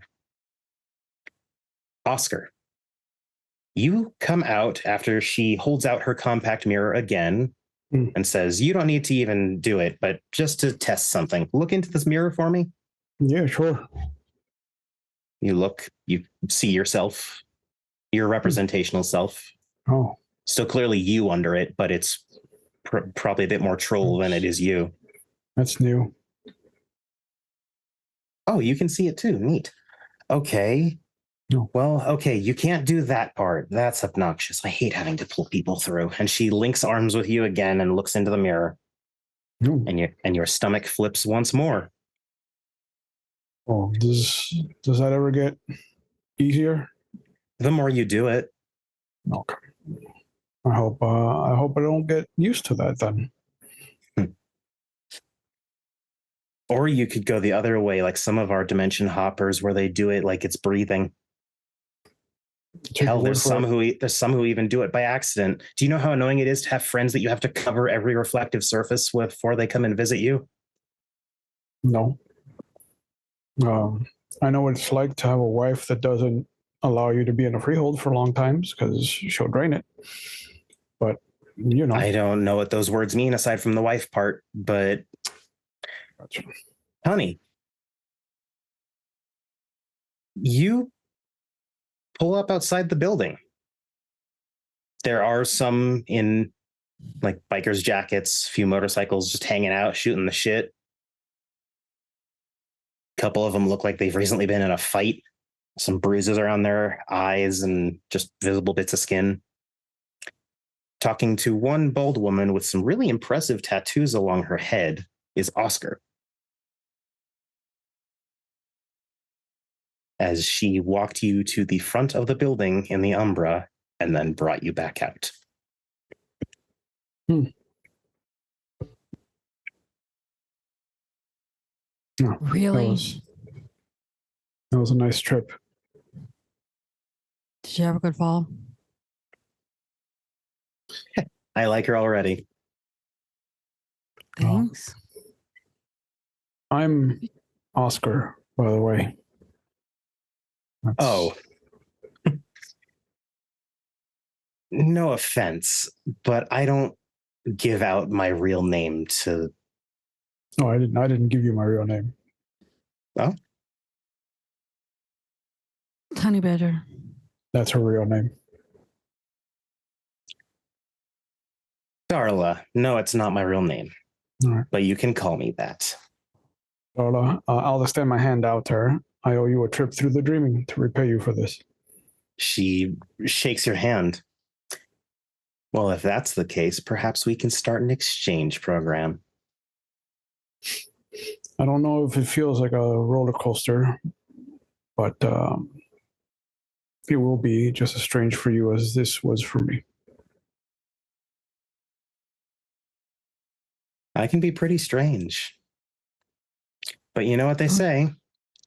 And she shoots you both finger guns and turns away as you hear, people are strange when you're a stranger. Faces are ugly when you're alone. I just look down at Honey. She thinks she's strange. She's never seen you drink motor oil. Or eat nuclear waste. You can do that? Mm-hmm. I have done that for the knockers. Fuck, they sorry. Have nuclear waste? Yeah. Who lets them have that? How do they not have that? And I'm assuming you two are going to be making your way back. Yeah. Get on, bitch, because you think I wasn't going to come back for your purple ass? It's blue, but... Not after I hit it. I don't have a safe word for that. Doesn't matter about a safe word. You turned around and threw somebody at me, and then you closed a door and you didn't come. To make sure that nobody else followed us. And you didn't tell me that you had an exit plan. You don't think I'm not going to come back for your ass? We're wolves. I made friends. Do you not think I'm not coming back? And I felt like you needed the time in the freehold more than anybody else. After what happened with Killian. Doesn't matter. You don't leave anyone behind. You should know that. How do we all? You didn't tell me. I didn't tell anybody, to be fair. I just spur of the moment. House Gods just never leaves anyone behind. It is a No. duty and an honor and an oath we take. I didn't leave anyone behind either, so. So get your ass on the, you're writing bitch. Let's go. Okay. Thank you. Okay. And truly, the only reason Honey's motorcycle does not collapse under the weight that is Oscar is entirely because, by the Autumn standard, he's not that heavy. You all arrive back. The triage center has slowed down, but now it's at a steady pace. And there is a flurry of motion and activity as between Kith and Chimera, and one very, very excitable goblin. Which, by the way, S, she has been very loud, very foul, but she has not broken anything.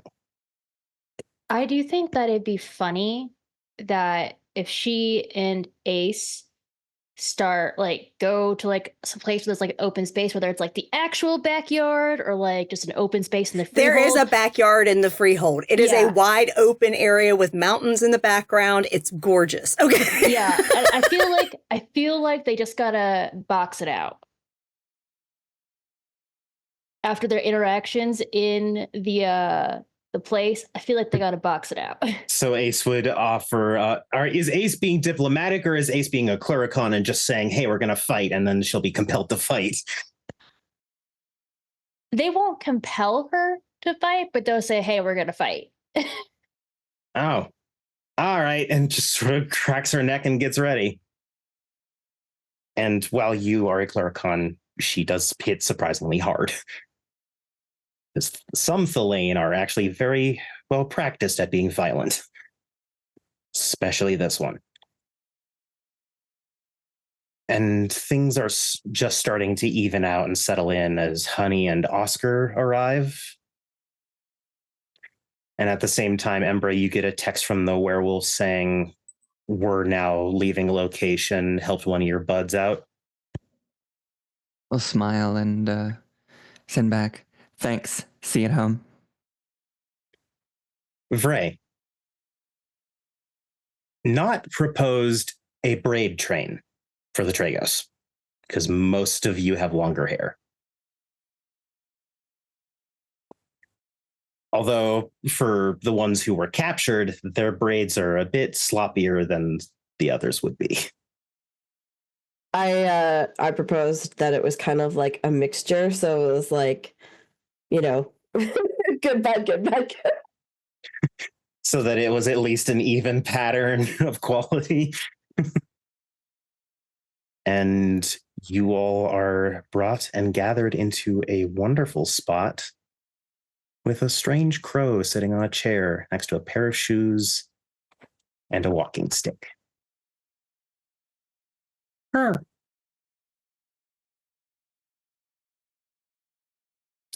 well, he's adorable. Embra, only because it's Chimera can you tell what it's expressing with this, but it shrugs at you in almost a non-committal sort of way.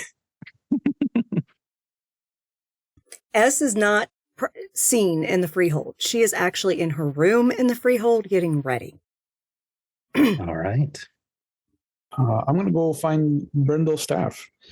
And then... It has actually been laid near the shelves where the vase of celestial flowers is. It's been rested against the shelf. Fancy. I'll pick it up gently and then I'll go over to Honey. Hey, I didn't get to use this in the facility, so if you want to get some of that frustration out, I'll be happy to whack you with this. No, I'm fine. It's okay. Just, Okay. Was your wife here? No. No, go hug Charlotte or something. I know she needs you. I punched Junie. I punched Honey in the face. Hard or like... No, just I don't like this version of you.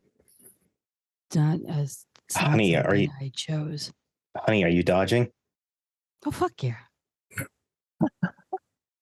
She'll dodge. Fuck yeah! I got steady hands for dexterity. Stop dodging me. I'm trying to hit you.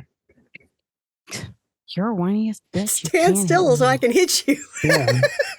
I was thinking the Matrix quote, "Stop trying to hit me and hit me." Yeah, stop moving so I can punch you in the face Why are you going to punch me in the face?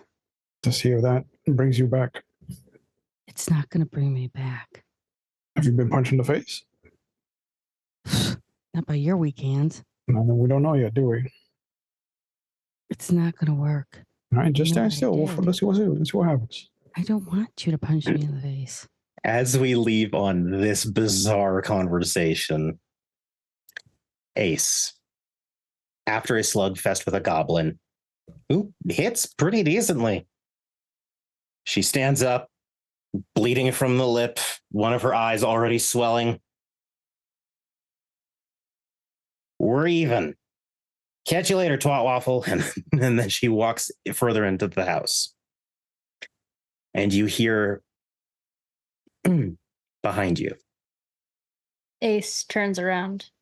and it's your sister.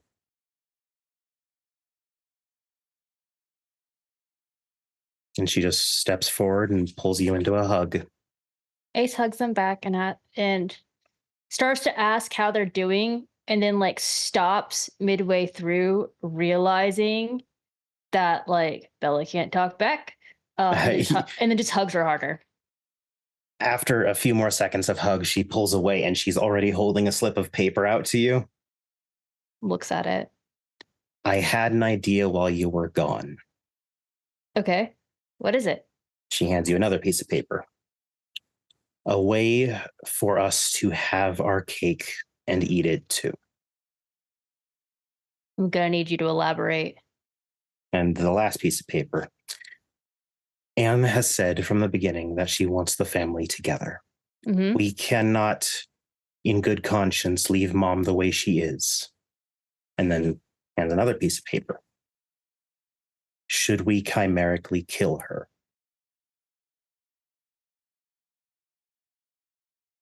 And then another piece of paper. If we do that, she is human, wholly and utterly, until re-enchanting, and we can take steps to make sure that she doesn't. That way, Anne gets her mom, we get our mom, and the duchy loses a tyrant.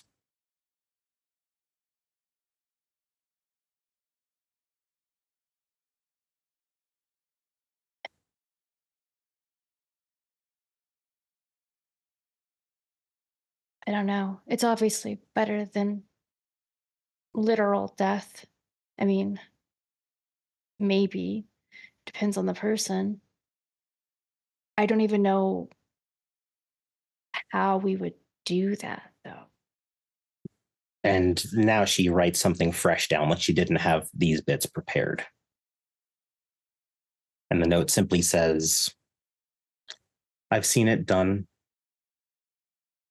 Beat someone with chimerical implements. Only the chimerical damage transfers to you.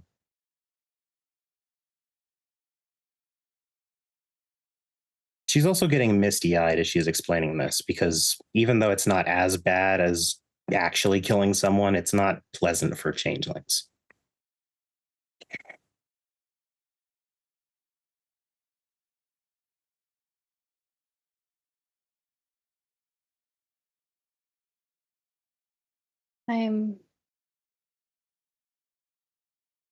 It's a good idea. I'm just trying to think of how to make it work, how to actually do it. She gives a nod that is very clearly a Me Too sort of mentality. Because even with that, someone's got to be able to do that to her for long enough for it to take effect and matter. Which, with her sovereign, might be pretty difficult. And then she writes and just, it says, worth a try, question mark. I mean, we have to try something. So, I guess the options in order of if order of preference is try and change who she is, try and change what she is, or death. She also writes down in the notepad and shows it to you. She's back from the dreaming, by the way. Currently in the Mountain Fortress Freehold, as always. How is she? She takes a second before writing. Have you ever seen an uncaged lion?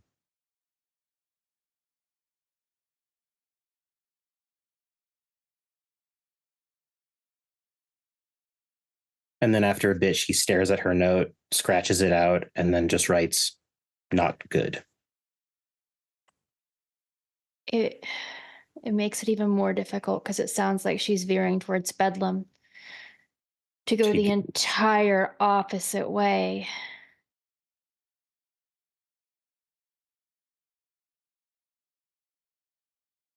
She just the only option. She just sighs. And then the final note that she will write is, I don't hate that we must do it. I hate that we have to.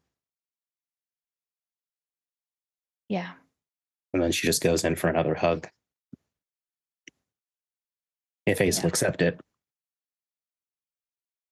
Yeah, Ace will take it. Ace does it kind of lightly because Ace is still thinking on the best course of action. The biggest bitch when dealing with Kithane is what do you do? Yeah. As this heartfelt scene comes to an end, Esmeralda. Yes. How do you take the stage? She leaves her room, her suite, walks down the hallway, stands at the entrance of the hallway, looking out at the assembled Kith and Chimera, because I'm sure there's a few chimerical companions around their Kith. Just looks at them for a moment before she actually steps into the room so people can see her. And she is so happy.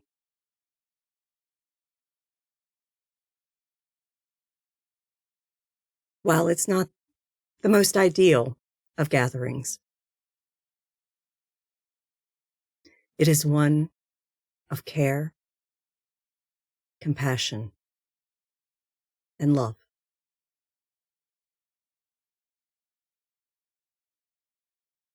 And she is so happy. She walks out into the room, and as people see her, they are struck. Her hair is pulled back into an elaborate woven braid, thick down her back, with celestial roses woven into it. She's been growing them in her freehold from the bouquet that Vincent gave her.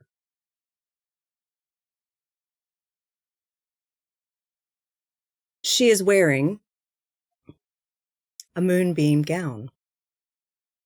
And let me go to the description of that so that everyone knows what that is.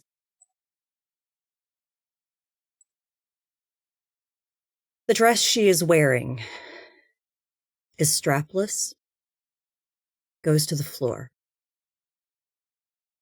It is woven from the light of the full moon. It clings to her like water and flows effortlessly with every step she takes. It's a swirling confection of dappled light, and it commands the attention of everyone in the room.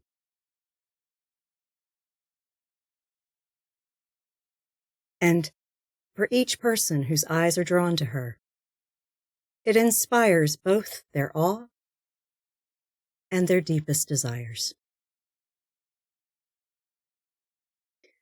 And she has a very old acoustic guitar on her back.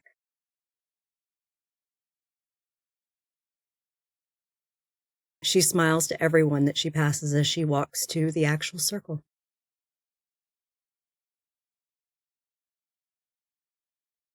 And stands in the center. The acoustics are amazing in here.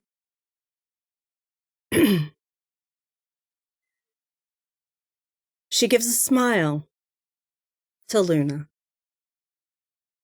and then looks above Luna's seat to a portrait of her family.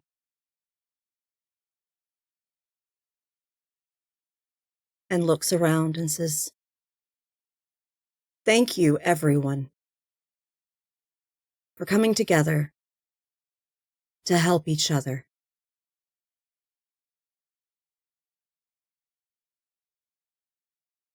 Each of you, it matters not your house, your title," and she looks around the room,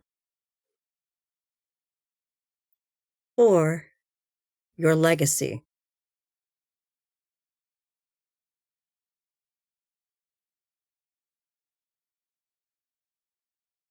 You unified for each other.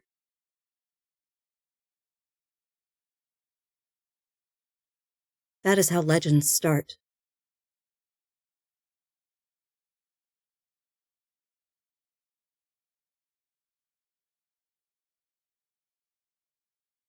Tonight I'm going to grace you all with a tale, one you've been incredibly curious and impatient." She looks to a few people that have pestered her about it.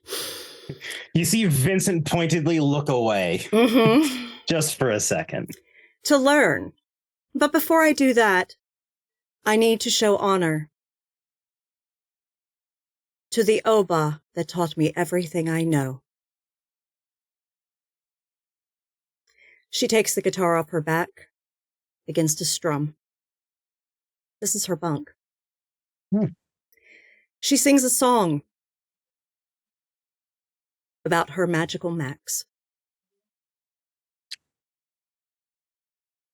As you get lost in the performance, just a touch, a couple things stand out to you from the crowd.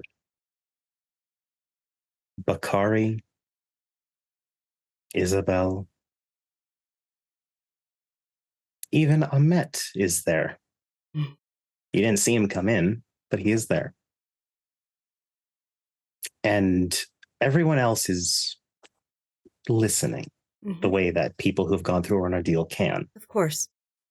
Those three, there is not another thing in this world at the moment. While the other kiths are doing their best, your kith is showing up for the story. And for those viewing on Twitch, I have posted the link in our Discord in our music channel to the song that she is singing. The song mentions things like she wishes she could have traded some of her life to extend his. The song mentions that though she may not know wherever she goes, she will carry him with her.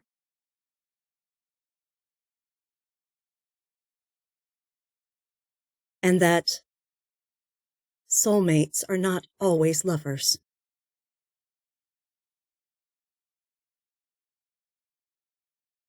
And then, as she closes, she winds down the strumming to nothing, and all you hear is her voice crystal clear.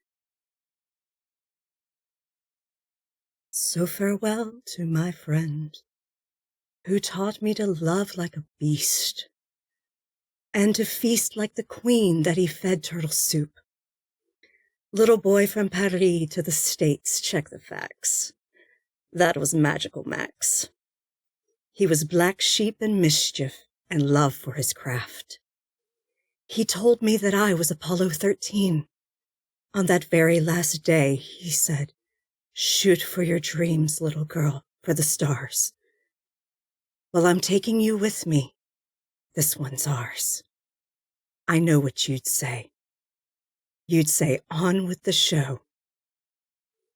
And then she stops looking at the portrait and looks around to the crowd. And on we go. She sets the guitar down, sits down on the floor in front of the crow, who is turned sideways and is making direct eye, singular contact with you. and says, while you all will hear this tale, it will only be told once. For Luna. Oh.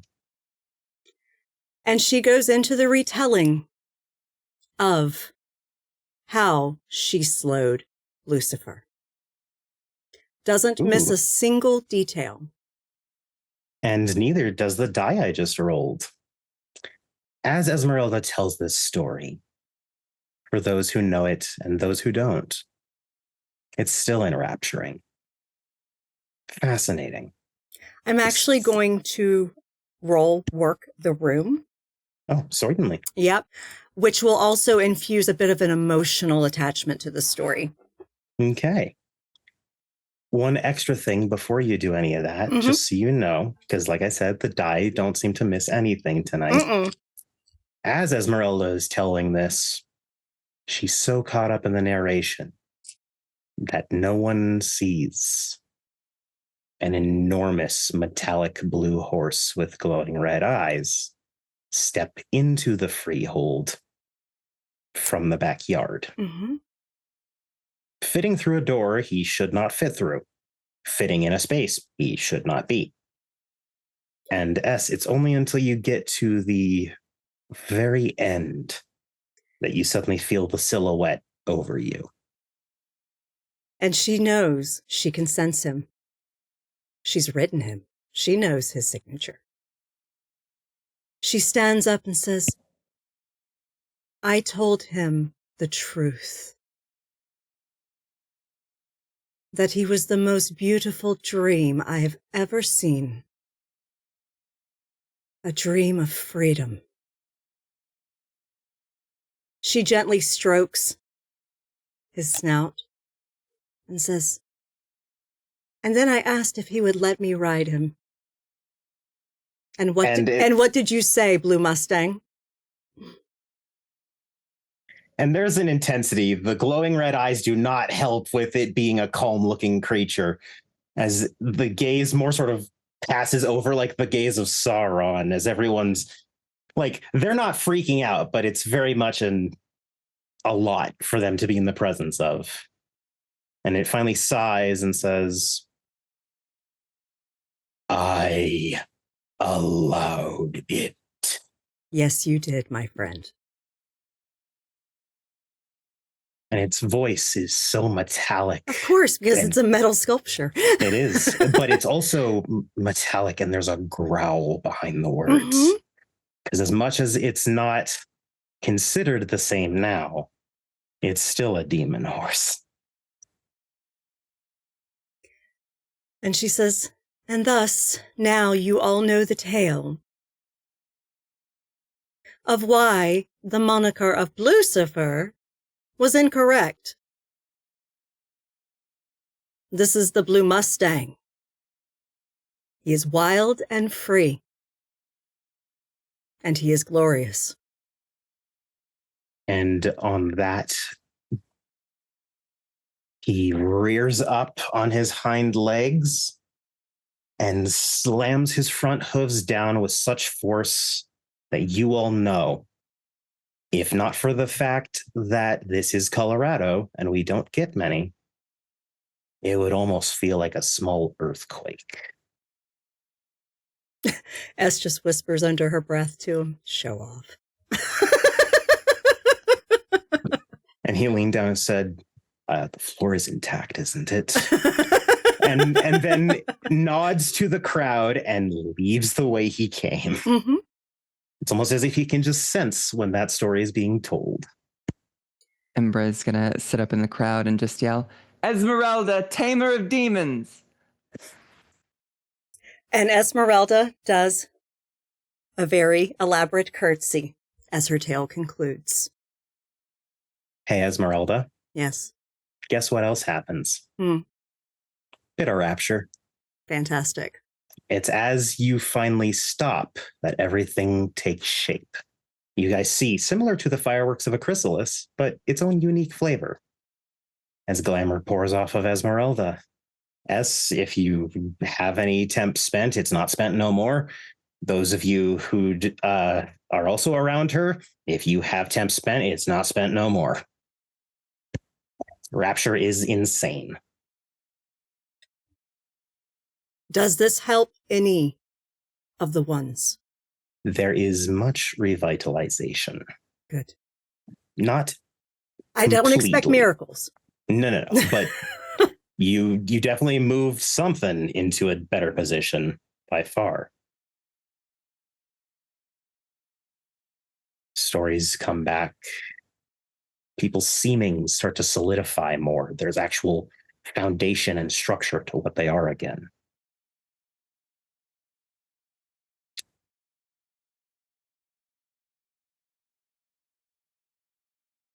Honey. Yep. I'm guessing you'd be sitting a bit further away from the crowd. She's at the door just in case. You never know. She's playing guard. Well, if Oscar stopped hitting her or attempting to. Because apparently the troll can't hit. Well, it wouldn't have been for the stories. I don't think S would have taken kindly to someone distracting people. No. Fair. Oh no, when she walked in, I think both of y'all would have been like, what the hell? Yeah. She's right against the door. Punch. Oh shit. Hi, Es. And her looking like that, what the hell? Oh no! Like immediately, the second you stepped into the room, it was just like grabbing the pole and just leaning forward, like yes. And honey. Yeah, she looks like a fucking princess. But it's so strange. You know what you're feeling right now. It's just odd. A lot of shit. But it's odd because there's also something else. Not trying to take over, just letting you know that it's also there. It's more of a physical feeling than an emotion. Just a light squeeze on your right shoulder. But there's no one there. Although it's so strange. Usually you only feel this in the grove. Oh, fuck you.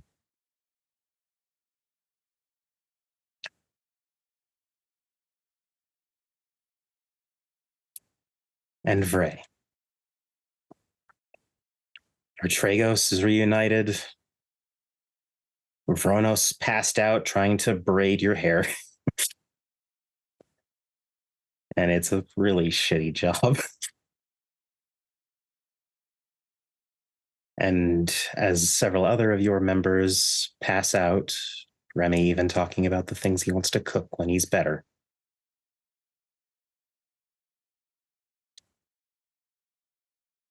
Not just very calmly whispers in your ear. This is what we've been missing.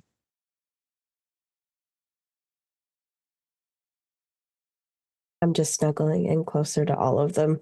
Just kind of like... Yeah. The satyrs in this group, regardless of if they are Tragos or not, have basically just formed one giant pile.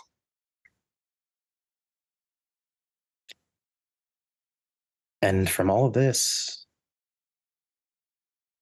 for some it's warmth. For others, it's a bittersweet sort of penultimate arrangement. Regardless of the circumstances, you all have done good today. Helped Kithane, who probably wouldn't have gotten it otherwise. I have been Maddox, and this has been... Oh, wait, no. The Crow? The crow. Fuck, I totally spaced on that, didn't I? Mhm. Apologies. Big episode, a lot going on. It starts off slow. A gentle swirl of glamour. The shoes are the first to change. As they swirl, break apart into light, and begin floating in a drift of stars around the crow's head. The crow seems fascinated by these changes and is staring at them intently.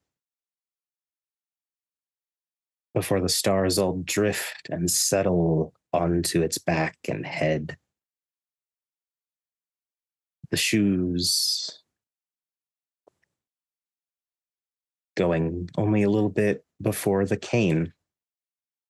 Those stars twinkle and shimmer into the legs.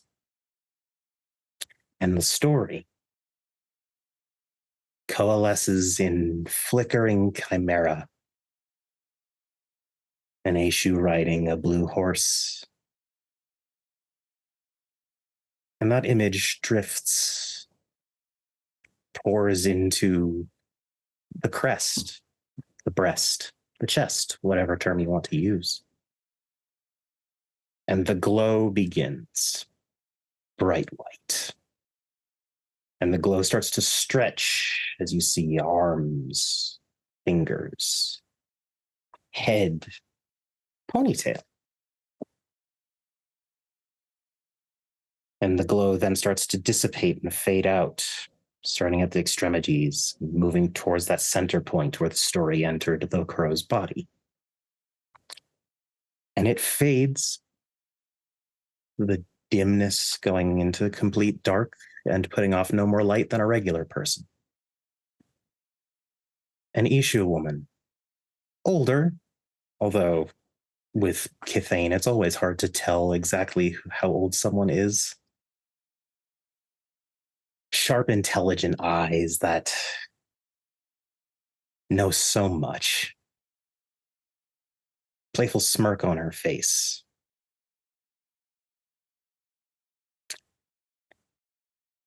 Dark hair. Simple clothing. A nice t-shirt and jeans.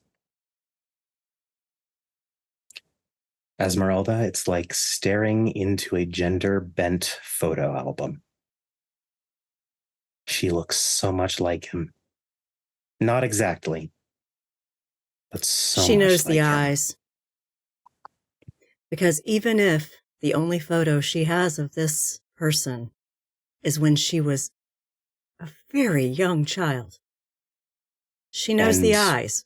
And even from that photo, she's recognizable. Mm-hmm. She gives a smirk and leans in and smiles at you. And S just says, Phoebe, that's the Romani word for aunt. Is that you? Hi, Esmeralda. I got a bit lost. And she just laughs with you. And S just hugs her.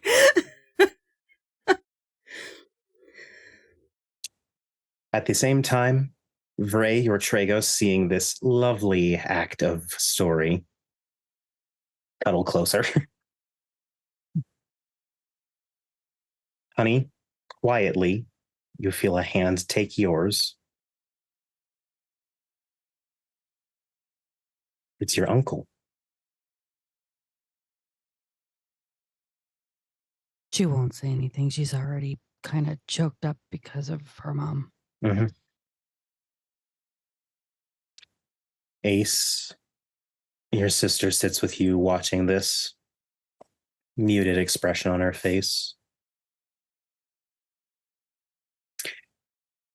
Embra, you've mainly been having a lot of really creepy whispering in your ear as dear Belladonna has been whispering sweet nothings. But she's a Sluagh, so of course those sweet nothings are very cryptic and scary. Ah, they're not scary. I squeeze her hand tighter and kiss her cheek.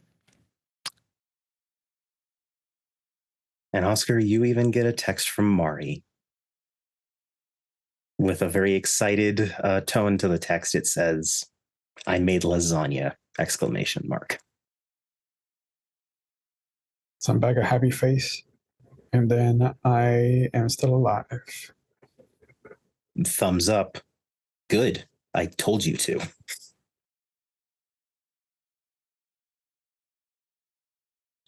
And now, I would like to thank you all for joining us for this episode of Changeling Stained Glass. Sorry about the premature wrap up. That's okay. Entirely because my brain is mush somehow. All right. Well, thank you everyone for joining us. Do join us on the Discord. That is where we hang out. And I also did post in the music channel that it's Play That Funky Music on their Discord. I posted the song that S sang as her bunk for her art that she actually ended up not having to roll at all because, well, the story was just that damn good. It's beautiful. It's a beautiful song. I won't lie. Only because I am a basic bastard did I think you were going to do While My Guitar Gently Weeps. You are such a basic bitch. Oh my God. I know. The trick is to not always be basic. Occasionally, I'm acidic. All right, do join us there. Sometimes we do Zoom hangouts when we are not streaming on Fridays and Saturdays. Right now we are, but when we get a break from either of those games that we are currently running on Fridays and Saturdays, we will be doing Zoom hangouts with the Discord community. So you need to be part of us there. Also, that is where we post casting calls. Right now there is an open and ongoing casting call for guests for Call of Cthulhu 7E. That runs on Saturdays at 3 p.m. Eastern. So if you are interested in Call of Cthulhu 7E and want to play in 1907 London, you need to be part of the Discord so you can pop over and apply with Tiss, who runs that game on Saturdays. Also, if you'd like to check out back episodes of this stream or any others we have done, go to our YouTube channels. Those links are in chat now. Over at McStabber Studios, we have over 5 years of content. We have all kinds of World of Darkness splats covered for Chronicles. We also have a variety of independent games and other systems that we've done miniseries and one-shots with. So do check it out. There's tons of content there. Also, the London Esoteric Society YouTube is where Tiss hosts her content on YouTube. So you can go and check out D&D 5e, Call of Cthulhu 7e, and also 7th C that she ran in January for us. Yeah, you can check that out there. And a few other things I think she has there too. So do go give them a free subscribe on YouTube, for real, and check out some back content there. And then, of course, we have amazing friends that also stream. Yeah, on their own channels. They play with us and they stream on their own channels. So, Junie Von Esch, what you got going on?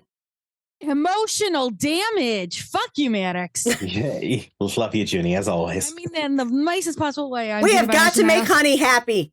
Okay? This needs to happen. Hey, now you guys, at least you all see, this is what happens with a 4-point flaw. It takes a fuckload of effort to get but she also just got her 4th dot of banality. We got to fix that shit. Too. I strangle yarn so that you don't have to. This is what we're making for our foster friends down in Dallas.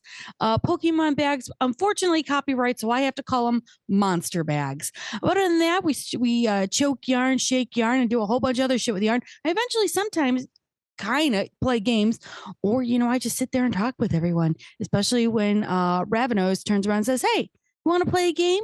And I say, "Sure." And then I make something for that game, which I might be in Scion and in 7th C over on his channel. All right. So Ravenos Archon, tell us what you got going on. Well, we are back in business, baby. We got Vampire 5th edition on Mondays. We got alternating Werewolf, Wild West, and Scion on Tuesdays. And we have L5R, Legend of the Five Rings, or 7th C alternating on Thursdays. And I've finagled my way into every single Wednesday game here at this channel, where I play a lovable scamp that's never done anything wrong. And then sometimes I'll pop into the Friday game where I get to play the world's best sire 2 years running. He plays my character's delusional sire / brother. Okay. What? Did Zamisi have problems with grandeur? Never. That's right. All right. Mischievous Red, what you got going on? Hi, yeah, I sometimes stream on my own channel, usually on Sundays. Right now, we're on a creative kick, and we've been doing some digital painting. But I do a variety of things, and sometimes also play games. Like I said, my schedule is variable, as are some of the other people here. So if you join the Discord, you can see when any of us ever go live. Excellent. And of course, we also have in our friends list Rerolls. He does TTRPGs on his channel, as well as playing in Call of Cthulhu and also Vampire on Fridays. He will be starting up in March with a new D&D campaign, so do check him out. And then DM Daddy RPG is where you can find Jen of Thieves. She was in my Monster of the Month serial game that ran for 10 months last year. Yeah.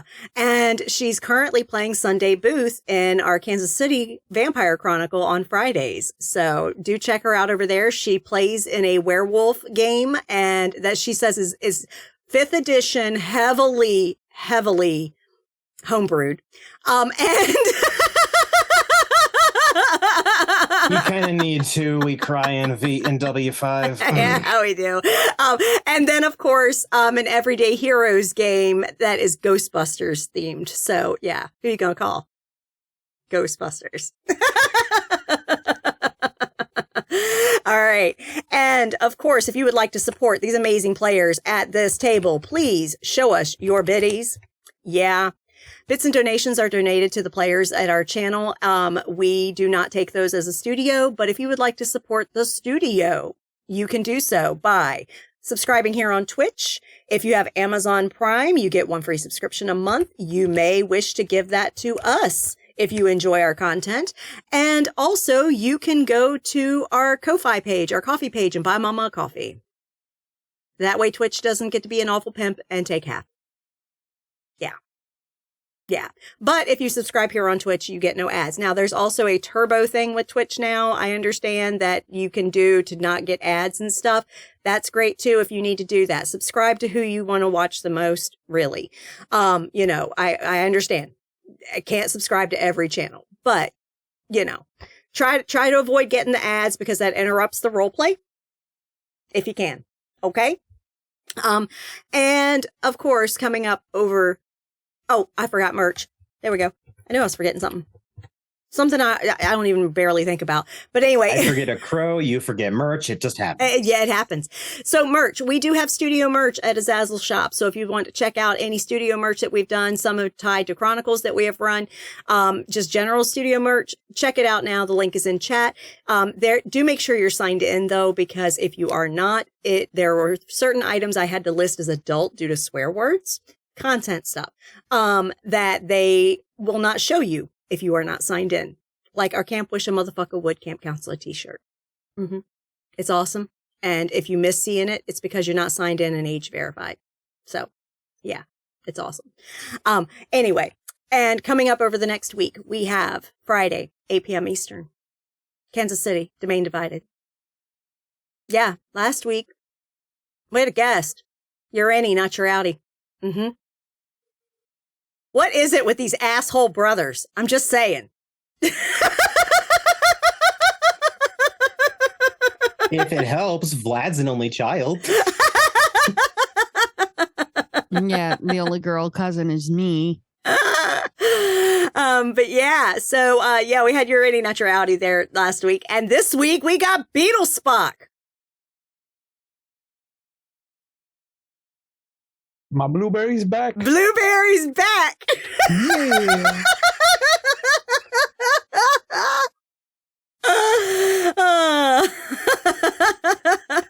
That's right. So check us out, 8 p.m. Eastern on Friday, as we tell our Modern Knights vampire story in Kansas City. And of course, on Saturday, somebody in chat, correct me if I'm wrong, I believe there is Call of Cthulhu on Saturday. So 3 p.m. Eastern, Call of Cthulhu 7E London Esoteric Society is going to be running with Tiss and her group of investigators as they do all the sus as shit. Thank you, you're any, not your outie. And literally, they do all the sus ass shit, like read the books that should be burned and summon the elder beings that should not be summoned, and not enough cheese murder. Not enough cheese murder. So there needs to be more. Yeah. I'm Brie about it. check that out at 3 p.m. Eastern. It's a fun game. It's a different tone than a lot of the World of Darkness stuff we run here. It's a lot of fun, so check it out. And then, of course, at 8 p.m. Eastern, Junie is here with Chicago, Hidden City. It's a Vampire the Masquerade V5 game. A little bit of homebrew stuff in there. With set in 2010 in Chicago. Yeah, it's great. It's great. We got Sabat shenanigans. Yeah. Yeah. And we got Maxwell down and Gary being a dick. Yeah. It's great. Hey, he's a disgrace to your blood, not ours. I know, right? Seriously, I'm playing a Bruja in this, a Bahari Bruja, but still a Bruja in this. And I'm like, what the fuck is this moron doing? Most of the Bruja in that city don't actually have good representation of their clan. No. Aside from the little ones that no one talks to. Yeah. So join us Saturday, 8 p.m. Eastern for that. And then, of course, we'll be back here at 8 p.m. Eastern on Wednesday with the season finale. That's right. Our WOD Wednesdays are 8 episodes apiece, y'all, for seasons. So we are going to be on season finale next week. Join us. And lastly, please take care of yourselves. I know right now, a lot of people are struggling. Mental health is very important. Do not diminish the suffering you are dealing with. Okay? If you need help, please get it. Reach out to those that you can trust. Get professional help if you need it. And if you are currently in crisis, I would like for you to utilize resources available to you. Right now in chat, there's a list of organizations you can call or text 24 hours a day, 7 days a week to get crisis support. If those organizations do not suit your crisis needs, you are outside of the U.S., or you are watching on YouTube and can't see our Twitch chat right now where I posted the list, please go to findahelpline.com. That site covers over 140 countries, and you can find the crisis support resources available to you by searching for your location. Okay? Please get help. We want you around. We need good people to survive all this nonsense so that we can come out on the other side of it. Okay? And also take care of your physical well-being, because the mind and the body go together. If you're having problems, get them checked out. Please get your vaccines. It's important. Okay? Flu this year has been awful. Hospitalizing a lot of people. Mama's a nurse. Hospitalizing a lot of people. Please get your flu shot. Please.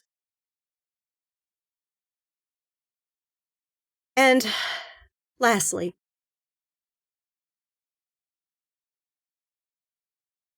if you contributed to this,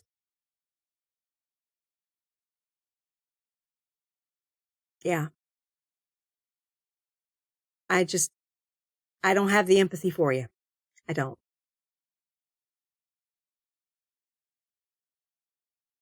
Every day I see people that are just proud of it.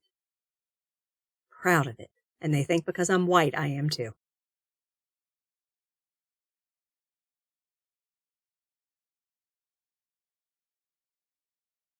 Fuck off.